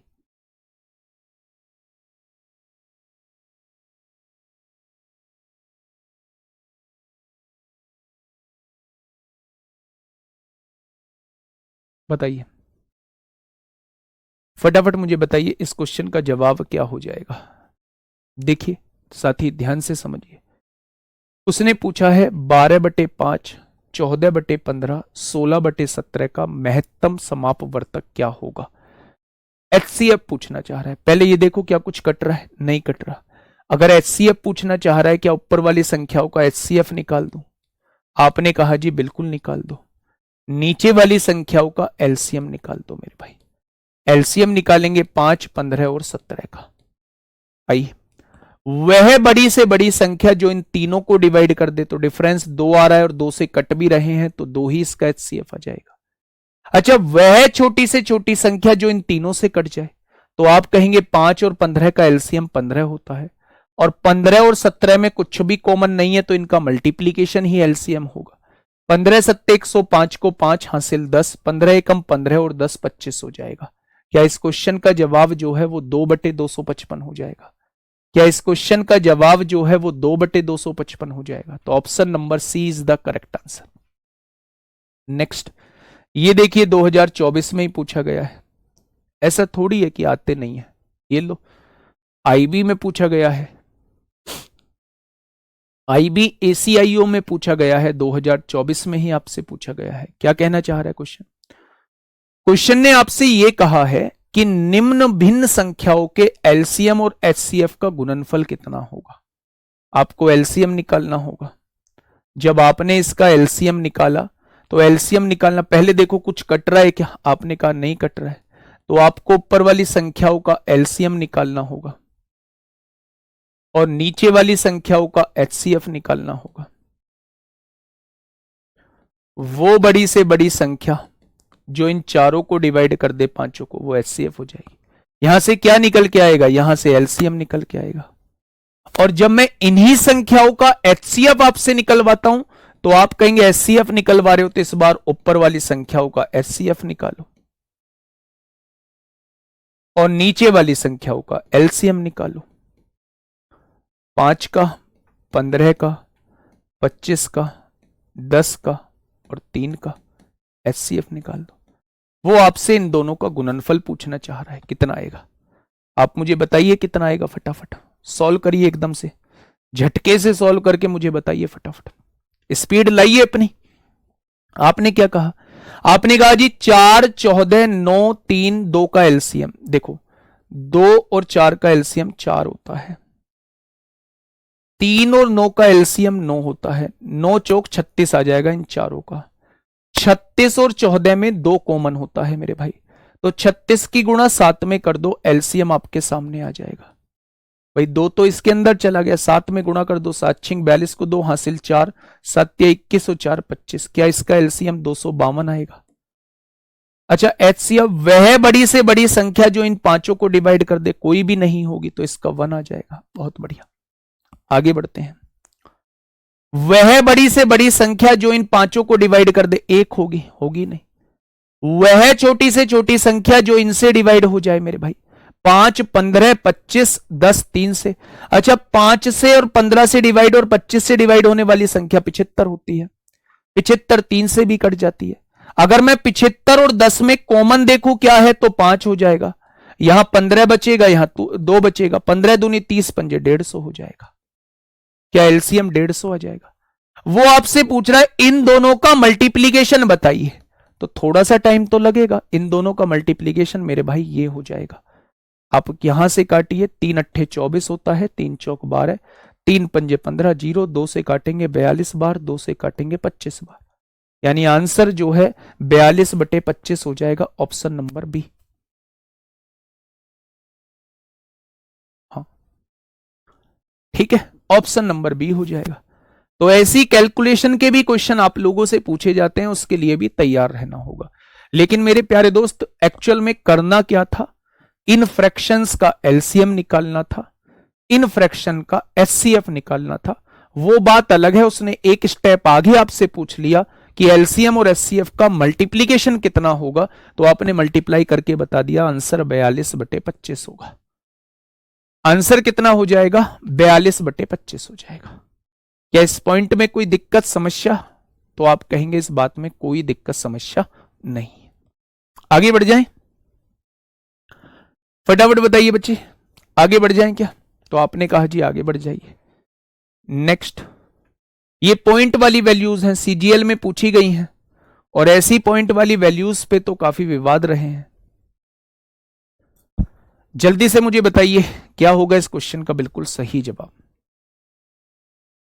इस क्वेश्चन की आप लोगों से उम्मीद की जाएगी कि इस क्वेश्चन का जवाब जो है वो आप लोग मुझे दे दें। समझिएगा मेरे प्यारे दोस्त, मैं ऐसे क्वेश्चन को हमेशा पॉइंट हटाइए, नीचे 0 बढ़ाइए, 36/10 लिखेंगे, 2 से काटेंगे 18 बार, 2 से काटेंगे 5 बार। सिंपलेस्ट फॉर्म में लाइए उन क्वेश्चंस को पहले, ठीक है। ये 18/10 हो जाएगा। जब आप इसे सॉल्व करेंगे तो 9/5 हो जाएगा। आएगा क्या 9/5? आपने कहा बिल्कुल आएगा। जब इसे सॉल्व करेंगे तो 144/1000 हो जाएगा।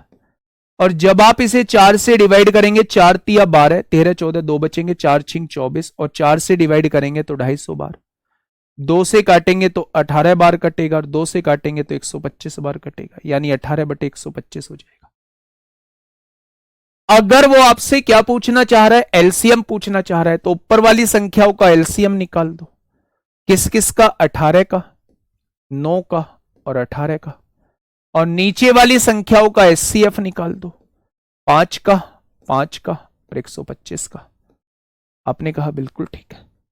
अच्छा, मुझे यह बताइए कि वह छोटी से छोटी संख्या जो तीनों से कट जाए 18 होगी, वह बड़ी से बड़ी संख्या जो तीनों को काट दे 5 होगी, यानी आंसर कितना हो जाएगा? 3.6। आंसर कितना हो जाएगा? 3.6 हो जाएगा। शिवांश उपाध्याय, बेटा क्या पूछ रहे हो वो पूछो ना, ये बात समझ में आ गई? तो ऐसे पॉइंट वाले क्वेश्चन भी आपसे पूछे जाते हैं, ठीक है। हम इन पॉइंट वालों को पॉइंट हटा के नीचे 0 बढ़ा के हम इन्हें फ्रैक्शन में कन्वर्ट कर लेते हैं। और फ्रैक्शन का कॉन्सेप्ट ये कहता है कि अगर आपको फ्रैक्शंस का एलसीएम निकालना है तो न्यूमरेटर का एलसीएम निकाल दीजिए, डिनोमिनेटर का एचसीएफ निकाल दीजिए।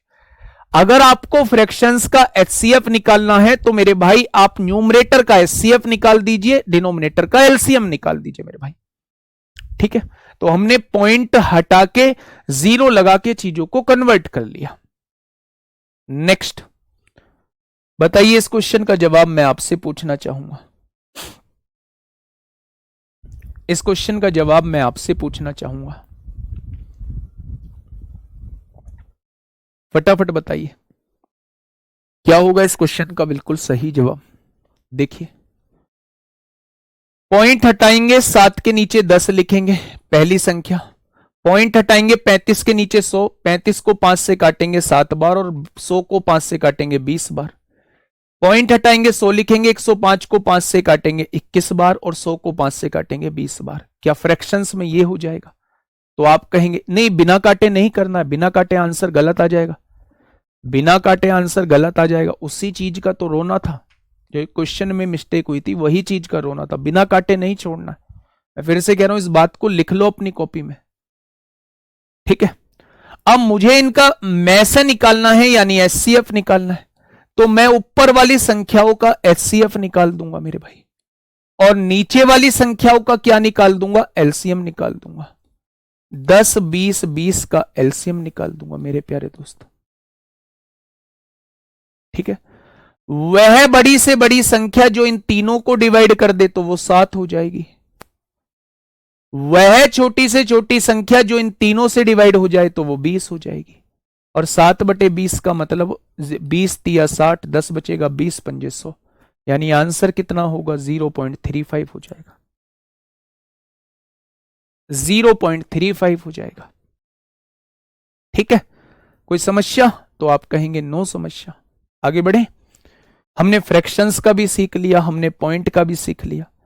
अगर कभी आपसे मेरे भाई ये फैक्टोरियल वाला क्वेश्चन आपके सामने आ जाए, प्री में आने लायक क्वेश्चन है, प्री में आने लायक क्वेश्चन है, ध्यान से सुनना मेरे प्यारे दोस्त। 5 फैक्टोरियल का मतलब आज के बाद नहीं करेंगे जैसे आज सॉल्व कर रहे हैं।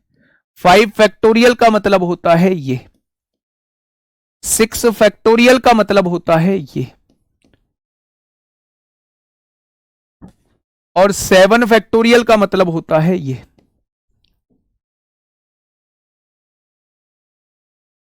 वो आपसे इसका एलसीएम पूछना चाह रहा है, तो आप देखेंगे ये तो सब में कॉमन है, ये तो आएगा ही आएगा, और 6 यहां से 6 भी आ जाएगा, 6 भी आएगा, 5 4 3 2 1 ये भी सब में कॉमन है, और यहां 7 बचा हुआ है ये भी आएगा, यानी इसका एलसीएम जो आ जाएगा वो 7 फैक्टोरियल आ जाएगा। आज के बाद जब भी आपसे फैक्टोरियल का एलसीएम पूछा जाए, जो सबसे बड़ा फैक्टोरियल होता है वही एलसीएम होता है। आज के बाद जब भी आपसे कभी फैक्टोरियल का क्वेश्चन पूछा जाए, तो जो सबसे बड़ा फैक्टोरियल होता है वो एलसीएम होता है, जो सबसे छोटा फैक्टोरियल होता है वो एचसीएफ होता है। जो सबसे बड़ा फैक्टोरियल होगा वो एलसीएम होगा, जो सबसे छोटा फैक्टोरियल होगा वो एचसीएफ होगा। ऐसे क्वेश्चंस को करने का तरीका। आइए, इसमें आप जरूर कंफ्यूज होंगे, इसमें जो है आप लोग जरूर कंफ्यूज होंगे। मैं एक बार मेथड से बताऊंगा, है ना, मैं एक बार आपको मेथड से बताऊंगा, फिर उसके बाद जो है मेरे प्यारे दोस्त आपको एक डायरेक्ट अप्रोच बताऊंगा। पिछले क्वेश्चन में गुणनफल पूछा है, कहां पूछा है गुणनफल, यहां भी नहीं पूछा है, यहां भी नहीं पूछा है, यहां भी नहीं पूछा है, हाँ गुणनफल ही निकाला है, ये एलसीएम निकाला था, ये एचसीएफ, दोनों का गुणनफल निकाला है, दोनों की गुणा करेंगे तभी ही आएगा। बताइए इस क्वेश्चन का जवाब क्या होगा, सोच समझ के, गलती के चांसेस नहीं है मेरे भाई। देखिए, अगर ये नेगेटिव पावर है तो क्या मैं इसे नीचे ले जाके पॉजिटिव बना सकता हूं, बहुत बढ़िया। अगर ये नेगेटिव पावर है तो क्या मैं इसे नीचे ले जाके पॉजिटिव बना सकता हूं, अगर ये नेगेटिव पावर है तो क्या मैं इसे नीचे ले जाके पॉजिटिव बना सकता हूं, अगर ये नेगेटिव पावर है तो क्या मैं इसे नीचे ले जाके पॉजिटिव बना सकता हूं, बना दिया। मुझसे एलसीएम पूछा है, जब मुझसे एलसीएम पूछा जाता है तो मैं ऊपर वाली संख्याओं का एलसीएम लेता हूं और नीचे वाली संख्याओं का एचसीएफ लेता हूं, नीचे वाली संख्याओं का एचसीएफ लेता हूं। 19 की पावर 3, 19 की पावर 13, 19 की पावर 11 और 19 की पावर 18। क्या ये चीज समझ में आई? अगर मैं आपसे कहूं एक एक का एलसीएम 1 आ जाएगा, वह बड़ी से बड़ी संख्या जो इन चारों को डिवाइड कर दे तो आप कहेंगे वह बड़ी से बड़ी संख्या 19 की पावर 3 होगी। भाई 19 की पावर 3 से ये भी होगा, ये भी कटेगा, ये भी कटेगा, ये भी कटेगा, सबसे बड़ी पावर 19 की पावर 3 होगी जो इन चारों को डिवाइड कर देगी। यानी इसका एलसीएम कितना आ जाएगा, ये पावर ऊपर जाएगी तो माइनस हो जाएगी, यानी इस क्वेश्चन का जवाब ऑप्शन नंबर सी आ जाएगा। मेरे प्यारे दोस्त, आज के बाद अगर आप लोगों को पावर में नेगेटिव नंबर दिखाई दे और आप लोगों को एलसीएम निकालना हो तो जो सबसे बड़ी पावर होती है वही आपके क्वेश्चन का एलसीएम होता है। आप मुझे बताइए -3, -13, -11 और -18 में सबसे बड़ा कौन है? -3 है, तो यही आपका एलसीएम हो जाएगा। जैसे हम लोग फैक्टोरियल वाले में सबसे बड़े फैक्टोरियल को एलसीएम मानते हैं, सबसे छोटे फैक्टोरियल को एचसीएफ मानते हैं, ठीक ऐसे ही नेगेटिव पावर्स वाले में जो सबसे बड़ा नंबर होता है, जो सबसे बड़ी पावर होती है, उसको हम एलसीएम मानते हैं, और जो सबसे छोटी पावर होती है उसको हम एचसीएफ मानते हैं। इस बात को अपनी कॉपी में लिख लीजिए, इतना सॉल्व करने की आपको आवश्यकता नहीं है।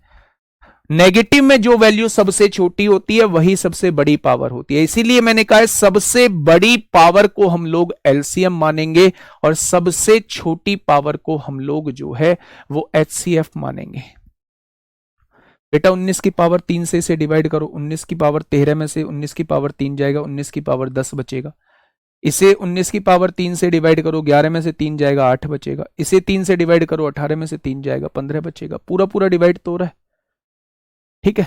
एक बच्चा पूछ रहा है 19 की पावर 11 19 की पावर 3 से कैसे कटेगी? दोनों के बेस सेम है, पावर डिवाइड में है, घट जाएंगी।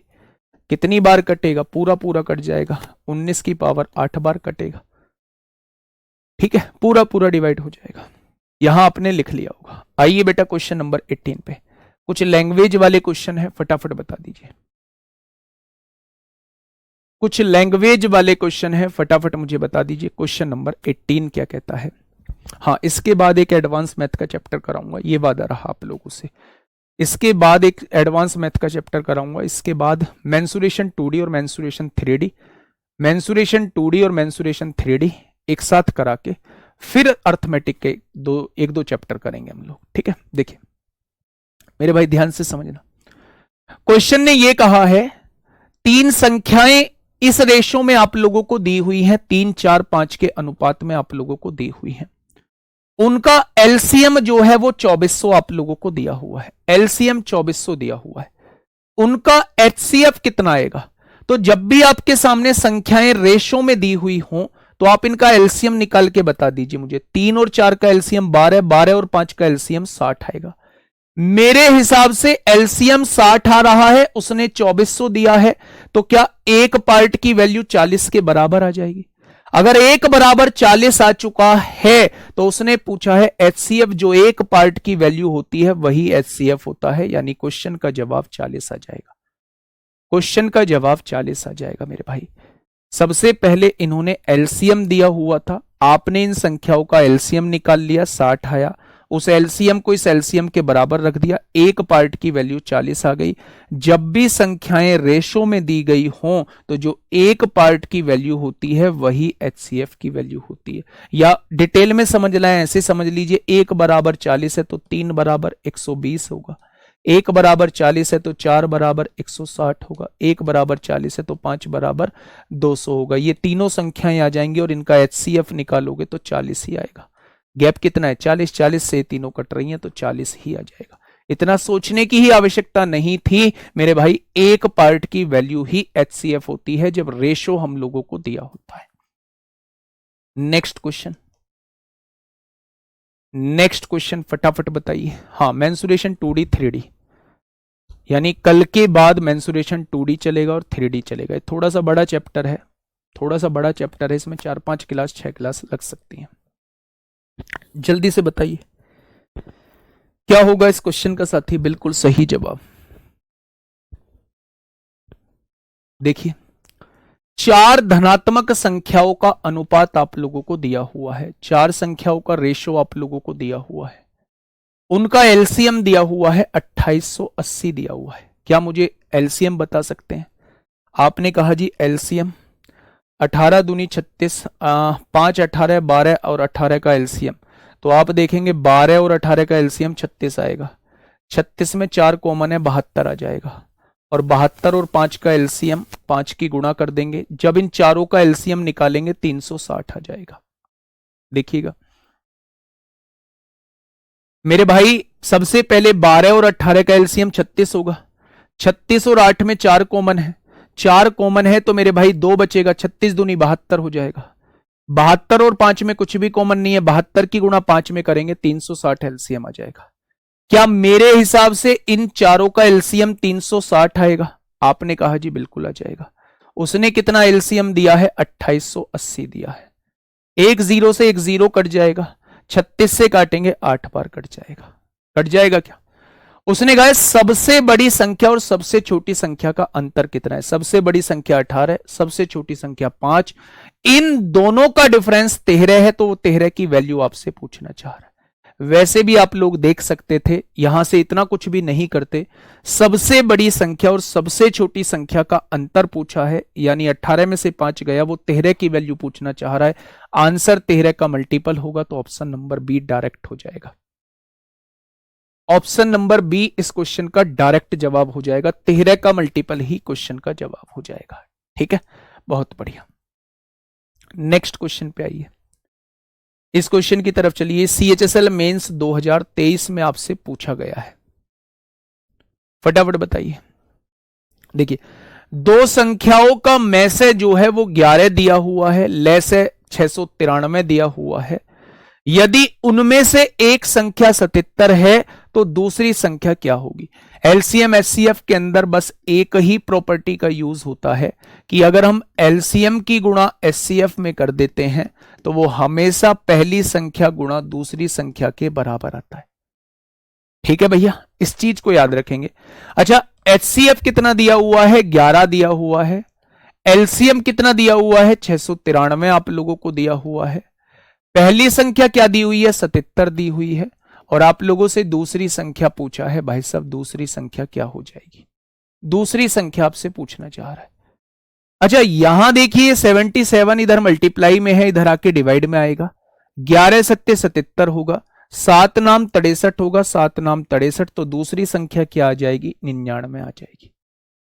दूसरी संख्या क्या आ जाएगी मेरे प्यारे दोस्त? 99 आ जाएगी। नेक्स्ट क्वेश्चन पे आइए। क्वेश्चन नंबर 21 देखिए एक बार, क्वेश्चन क्या कहना चाहता है। क्वेश्चन नंबर 21, फटाफट मुझे बताइए क्या होगा इस क्वेश्चन का साथी। बिल्कुल सही जवाब। देखिए, दो संख्याओं के में से और ले से क्रम से 5 और 175 है। में से और ले से, में से की गुणा ले से में करेंगे तो ये पहली संख्या गुणा दूसरी संख्या के बराबर आ जाएगा। अभी हम इस बात को पढ़ के आए हैं, ध्यान से सुनिए। दो संख्याओं के में से और ले से आप लोगों को दिए हुए, में से 5 हो गया, ले से 175 हो गया। पहली संख्या और दूसरी संख्या के गुणनफल के बराबर आएंगे। यदि दोनों संख्याओं का अनुपात आप लोगों को दिया हुआ है, दोनों संख्याओं का अनुपात आप लोगों को दिया हुआ है, पहली संख्या 5A और दूसरी संख्या 7A मान लें। मैं इसकी एक डायरेक्ट अप्रोच भी बताऊंगा, थोड़ा सा वेट करना।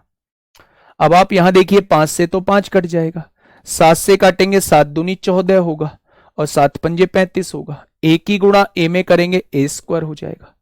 स्क्वायर हटेगा, यहां स्क्वायर रूट लग जाएगा। क्या ए की वैल्यू 5 हो जाएगी? और अगर ए की वैल्यू 5 हो चुकी है तो उसने दोनों संख्याओं में बड़ी संख्या पूछी है, यानी वो 7A की वैल्यू पूछना चाह रहा है। अगर a बराबर 5 तो 7A बराबर कितना हो जाएगा? 35 हो जाएगा। लेकिन इतना कुछ करना ही नहीं था।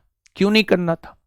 जब भी आप लोगों को रेशो दिया हुआ हो, जब भी आप लोगों को रेशो दिया हुआ हो और में से भी आप लोगों को दिया हुआ हो, तो जस्ट उस में से की गुणा इस रेशो में कर देना। 5 की गुणा इसमें करेंगे 25 आएगा और 5 की गुणा 7 में करेंगे 35 आएगा। ये छोटी संख्या हो जाती है, ये बड़ी संख्या हो जाती है। इसे भाड़ में जाने दो, इससे कोई मतलब नहीं है। आंसर जो आएगा वो 35 आएगा। जब भी आपको रेशो दिया हुआ हो, जब भी आप लोगों को रेशो दिया हुआ हो और आप लोगों को में से दिया हुआ हो, तो में से की गुणा इस छोटी संख्या में करेंगे, छोटी संख्या आएगी। में से की गुणा इस बड़ी संख्या में करेंगे तो बड़ी संख्या आएगी। तो मेरे भाई 5 की गुणा 5 में करेंगे 25 आएगा, 5 की गुणा 7 में करेंगे 35 आ जाएगा। और उसने बड़ी संख्या ही पूछी है, जवाब क्या हो जाएगा? Option number C. ये IB में क्वेश्चन पूछा गया है, 7 का मल्टीपल भी देख सकते हैं। ये IB में क्वेश्चन प्यारे दोस्त आप लोगों से पूछा गया है। फटाफट से मुझे बताइए क्या होगा इसका बिल्कुल सही जवाब। देखिए, दो संख्याओं का LCM उनके HCF का 12 गुना है। LCM जो है वो HCF का 12 गुना है। यदि HCF 1 है तो LCM कितना हो जाएगा? 12 गुना है, यानी 12 हो जाएगा। ठीक है, यदि दोनों का योग एचसीएफ और एलसीएम का योग मेरे हिसाब से 13 बैठ रहा है, उसने 403 दिया है। 13 तिया 39, 13 एकम 13, एक पार्ट की वैल्यू 31 आ जाएगी। अगर एक पार्ट की वैल्यू 31 आ चुकी है तो 12 पार्ट की वैल्यू ये एलसीएम आ जाएगा। एक पार्ट की वैल्यू 31 है तो यहां एचसीएफ की वैल्यू ये आ जाएगी। उसने कहा यदि एक संख्या 124 है, दूसरी संख्या क्या होगी? तो मेरे भाई एलसीएम कितना है? 31 गुणा 12 एलसीएम है। एलसीएम की गुणा एचसीएफ में करते हैं, एचसीएफ कितना है? 31 है। ये हमेशा पहली संख्या गुणा दूसरी संख्या के बराबर आता है। पहली संख्या 124 दी हुई थी, दूसरी संख्या आप लोगों से पूछी है मेरे भाई, तो 124 इधर गुणा में है, इधर आके भाग में हो जाएगा। 31 चौक 124 होते हैं, 4 तिया 12 होते हैं, 31 तिया 93 होती है, यानी दूसरी संख्या कितनी आ जाएगी? 93 आ जाएगी। ऐसे क्वेश्चंस बहुत पूछे जाते हैं मेरे भाई, ऐसे क्वेश्चंस प्यारे दोस्त बहुत पूछे जाते हैं। ठीक है, चलिए इंपोर्टेंट लिख लीजिएगा, सीजीएल में भी ऐसे क्वेश्चन दबा के पूछे गए हैं आप लोगों से। नेक्स्ट क्वेश्चन पे आइए, ये बड़ा इंपॉर्टेंट सवाल है, ये बड़ा इंपॉर्टेंट सवाल है। एक बार इस क्वेश्चन को मेरे प्यारे दोस्त देखिएगा, आराम से सोचिएगा, समझिएगा और तब मुझे आंसर बताइएगा।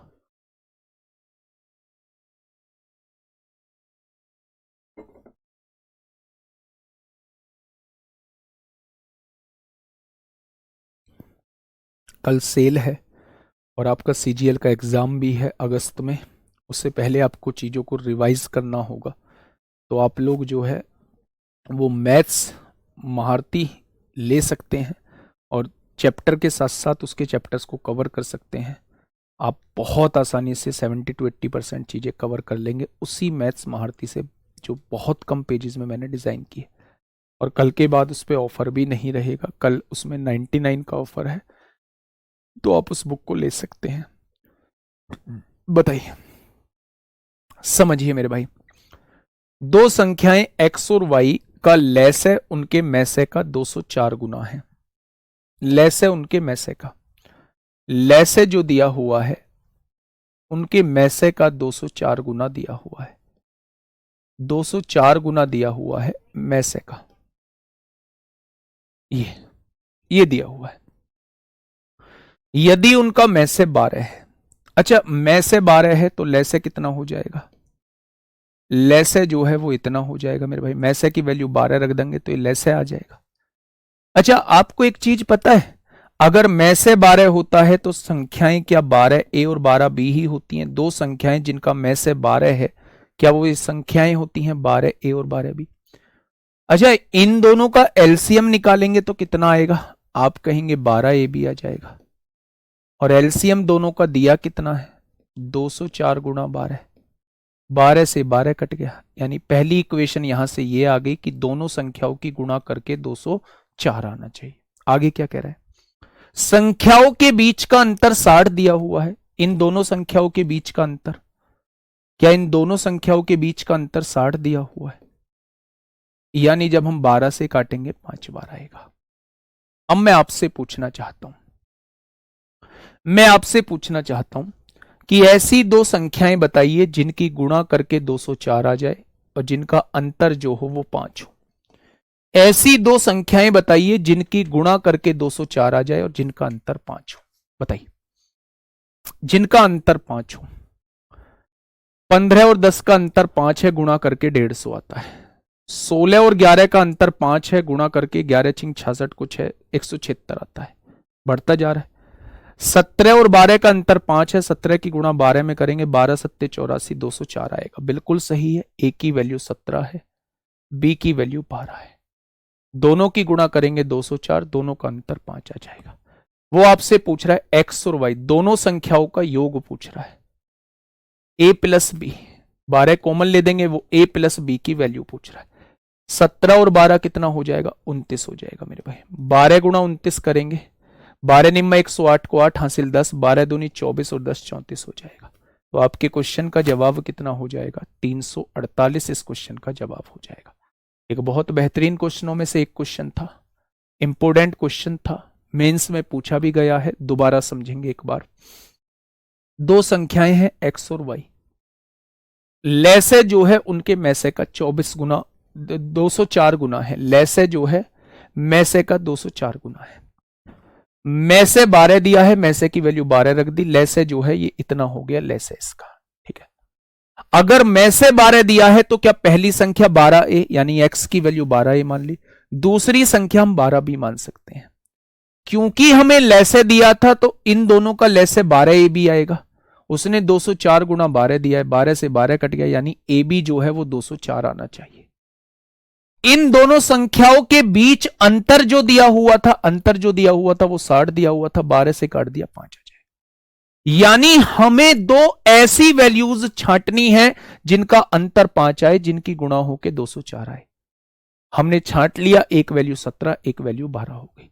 उसने दोनों का योग पूछा है, दोनों संख्याओं का योग पूछ रहा है, तो दोनों में से 12 कॉमन ले देंगे, वो a प्लस बी की वैल्यू रखवाना चाहता है। 17 और 12 29, 29 की गुणा 12 में होगा तो आंसर कितना आ जाएगा 348। इस क्वेश्चन का बिल्कुल सही जवाब हो जाएगा। सबसे पहली अप्रोच आपकी होनी चाहिए थी, अगर वो योग पूछना चाह रहा है तो योग भी हमारा 12 से डिवाइड होगा। योग पूछे चाहे अंतर पूछे चाहे संख्या पूछे, वो HCF से डिवाइड होती हैं, तो 12 से कटेगा, 12 सत्ते ये भी कट रहा है, डिविजिबिलिटी रूल नहीं लगाएंगे क्योंकि 12 से ये भी कट रहा है, 12 तिया 36, 6 बचेगा, ये तो आंसर नहीं होगा। 12 ये भी कट रहा है, ये भी कट रहा है और ये भी कट रहा है, तो इसमें डिविजिबिलिटी रूल प्यारे दोस्त हम लोग नहीं लगाएंगे। ठीक है, क्वेश्चन नंबर 24 ये रहा आपके सामने। क्वेश्चन नंबर 24 आपके सामने है मेरे प्यारे साथी। बहुत प्यारा क्वेश्चन है, जल्दी से मुझे बताइएगा क्या होगा इस क्वेश्चन का बिल्कुल सही जवाब। देखिए, दो संख्याओं का योगफल जो है वो 1215 है, उनका मैसे जो है वो 81 है। अच्छा एक बात बताइए, आपके दिमाग में एक पल के लिए भी ये नहीं आया कि अगर मैसे 81 है तो पहली संख्या 81a होगी, दूसरी संख्या 81b होगी। यदि संख्याएं 500 और 700 के बीच में है तो संख्याओं के व्युत क्रम का योगफल क्या होगा? इनके व्युत क्रम का योगफल पूछना चाह रहा है, इनके व्युत क्रम का योगफल पूछना चाह रहा है, यानी वो आपसे इसकी वैल्यू पूछना चाह रहा है। तो 81a और 81b का एलसीएम ये आ जाएगा, ऊपर आएगा a प्लस बी, यानी वो आपसे इसकी वैल्यू पूछना चाहता है, पूछना चाहता है। अच्छा मुझे बताइए, अगर उसने इनका एलसीएम इन दोनों संख्याओं का योगफल दिया है तो क्या मैं इन दोनों संख्याओं का योगफल निकालूंगा तो मेरे भाई ये आएगा। और उसने कितना दिया है योगफल? आपने कहा जी 1215, तो 81 यहां गुणा में है, यहां आके भाग में हो जाएगा। 9 एकम 9, 3 9 तिया 27, 9 पंजे 45, 9 से काटेंगे 9 बार, 9 से काटेंगे 15 बार, यानी a प्लस बी की वैल्यू आ चुकी है आपके सामने 15। a प्लस बी की वैल्यू आ चुकी है 15। ठीक है, अच्छा मुझे बताइए, या तो ऊपर 15 हो या 15 का कोई फैक्टर हो। ऊपर 15 का फैक्टर, 15 का फैक्टर, 15 का फैक्टर, 15 का फैक्टर है। अब हमें नीचे वाली वैल्यू लानी पड़ेगी, 81 AB की वैल्यू कैसे आए? मेरे प्यारे दोस्त आप एक बात बताइए, आप ऐसी वैल्यू दोनों की सोचिएगा कि जिनको जोड़ के 15 आ जाए, लेकिन याद रखना दोनों वैल्यूज 500 और 700 के बीच में होनी चाहिए। भैया 81 में अगर मैं कहूं 4 की गुणा करो तो 4 एकम 4, 8 चौक 32, 500 से छोटा ही है, नहीं होगा। 81 में 5 की गुणा करो, 5 एकम 405, छोटा है, नहीं होगा। 81 में 6 की गुणा करो, 6 एकम 6, 8 छिंग 48, 486 आ रहा है, 500 से बड़ा होना चाहिए, 700 से छोटा, यानी a की वैल्यू 7 होगी तब 500 से बड़ा होगा, और a की वैल्यू 7 है तो b की वैल्यू हमें 8 लेनी पड़ेगी, तभी तो दोनों को जोड़ के 15 आएगा, तभी तो दोनों को जोड़ के 15 आएगा।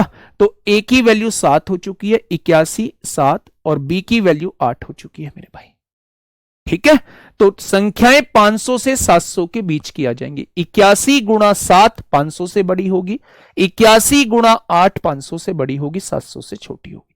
और उसने वही कहा है संख्या 500 से बड़ी होनी चाहिए और 700 से छोटी होनी चाहिए। तो मेरे भाई 81 AB की वैल्यू क्या आ जाएगी? 81 AB की A की वैल्यू है 7 और B की वैल्यू है 8। ठीक है, तो आपने यहां काटा, 3 से काटा 5 बार, 3 से काटा 27 बार, तो आपने कहा 5/, यहां से कर लेंगे 8 का मल्टीपल आंसर, यूनिट डिजिट से 8 सत्ते 56, 6 7 6, पीछे 2 आ रहा है, 2 सब में आ रहा है। 9 का मल्टीपल होगा 9 भी है, 7 का मल्टीपल, 7 का मल्टीपल ये नहीं है, 7 दूनी 14 ये 7 का मल्टीपल है, 7 पंजे 35 ये 7 का मल्टीपल है, 7 छिंग 42 6 बचेगा, ये 7 का मल्टीपल नहीं है। 8 का मल्टीपल 8 चौक 32 ये 8 का मल्टीपल नहीं है, ऑप्शन नंबर बी हो जाएगा। बहुत प्यारा क्वेश्चन था, बहुत प्यारा क्वेश्चन था, ऑप्शन नंबर बी। ठीक है, हमें सारी वैल्यूज रख के नहीं देखनी, आपके दिमाग में आ रही होगी 1/14 रख सकते हैं, जो अगर 1/14 रखोगे तो 81 की गुणा 1 में करोगे 81 आएगी। हमें संख्या लानी है 500 और 700 के बीच में, तो हम ऐसी वैल्यू रखें ही क्यों जो 500 से छोटी दे। अगर हम 2 भी रखते हैं तो भी 500 से छोटा, 3 रखते हैं तो भी 500 से छोटा, 4 रखते हैं तो भी 500 से छोटा, 5 रखते हैं तो भी छोटा, 6 रखते हैं तो भी छोटा, 7 रखते हैं, अगर हम 7 रखते हैं 500 से बड़ा आएगा। अगर इसकी वैल्यू 7 लेते हैं तो इसकी वैल्यू 8 लेनी पड़ेगी, तभी तो 15 आएगी। यानी ये वैल्यू 7 हो चुकी है, ये वैल्यू 8 हो चुकी है, हमें इसकी वैल्यू निकालनी है। a + b तो मेरे भाई 15 आ चुका था, 81 ऐसे ही लिख दिया, एक वैल्यू 7 है, एक वैल्यू 8 है, बस सॉल्व कर लेंगे, आपके सामने जवाब आ जाएगा। Most important question. ठीक है, नेक्स्ट क्वेश्चन आपके सामने है, ये भरमार रही थी, ऐसे क्वेश्चंस की भरमार रही थी मेरे भाई।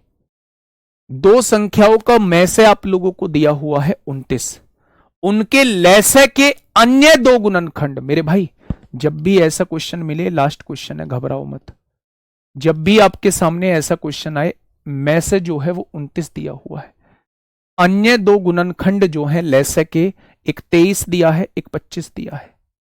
मेरे प्यारे दोस्त, में से की गुणा इसमें कर दोगे, छोटी संख्या आपके सामने निकल के आ जाएगी, और में से की गुणा इसमें कर दोगे, बड़ी संख्या आपके सामने निकल के आ जाएगी। जब भी में से और लैसे के अन्य 2 गुणनखंड दिए हुए हों तो में से की गुणा इसमें कर दोगे छोटी संख्या, में से की गुणा इसमें कर दोगे बड़ी संख्या, बस उसमें बड़ी संख्या पूछी है, वो आपसे इसकी वैल्यू जानना चाह रहा है। ठीक है, तो ये इस क्वेश्चन का जवाब हो जाएगा। ये क्वेश्चन आपके लिए होमवर्क है, कल यहीं से हम लोग शुरुआत करेंगे। कल नंबर सिस्टम, कल एचसीएफ एलसीएम के क्वेश्चंस हो जाएंगे। और प्लीज रिक्वेस्ट है आपसे, हाथ जोड़कर रिक्वेस्ट है, बीच में ये मत बोला करो कि छुट्टी कर दो जी, है ना दोस्त मेरे। 2 महीने में आप भी जानते हैं किस तरीके से चीजें होंगी, जितना ज्यादा से ज्यादा कंटेंट आपके पास तक पहुंच जाएगा उतना बेहतर है। नहीं तो मैं भी तो 1 घंटे में करना चाहता हूं कि 1 घंटा ही पढ़ाऊं और चला जाऊं, नहीं ना, तो फिर मेरे प्यारे दोस्त हमें पढ़ना पड़ेगा कम से कम इतना। तो आप लोग तैयार होके आया करिए कि हम 1 बजने में 5 मिनट पहले ही छुटा करेंगे। ठीक है, आज के लिए इतना ही, ध्यान रखिए।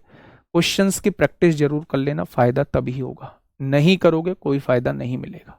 ठीक है, जितनी चीजें पढ़ाई हैं उन क्वेश्चंस की प्रैक्टिस कर लेना, जो भी आपके पास बुक है एलसीएम एचसीएफ के क्वेश्चंस जरूर कर लेना। फिर से कह रहा हूं, कल सेल है और कल फॉर्मूला बुक की आखिरी और पहली सेल है, इसके बाद कभी आपको सेल नहीं मिलेगी। अगर चैप्टर के साथ साथ उसे पढ़ते रहोगे तो वो बहुत बड़ा आपकी तैयारी पर बहुत बड़ी, मतलब आपका तैयारी पर इफेक्ट पड़ेगा, आप चीजों को ध्यान भी रखेंगे, रिवीजन करने में आपको मदद मिलेगी। आज के लिए इतना ही, ओके, टाटा, बाय बाय।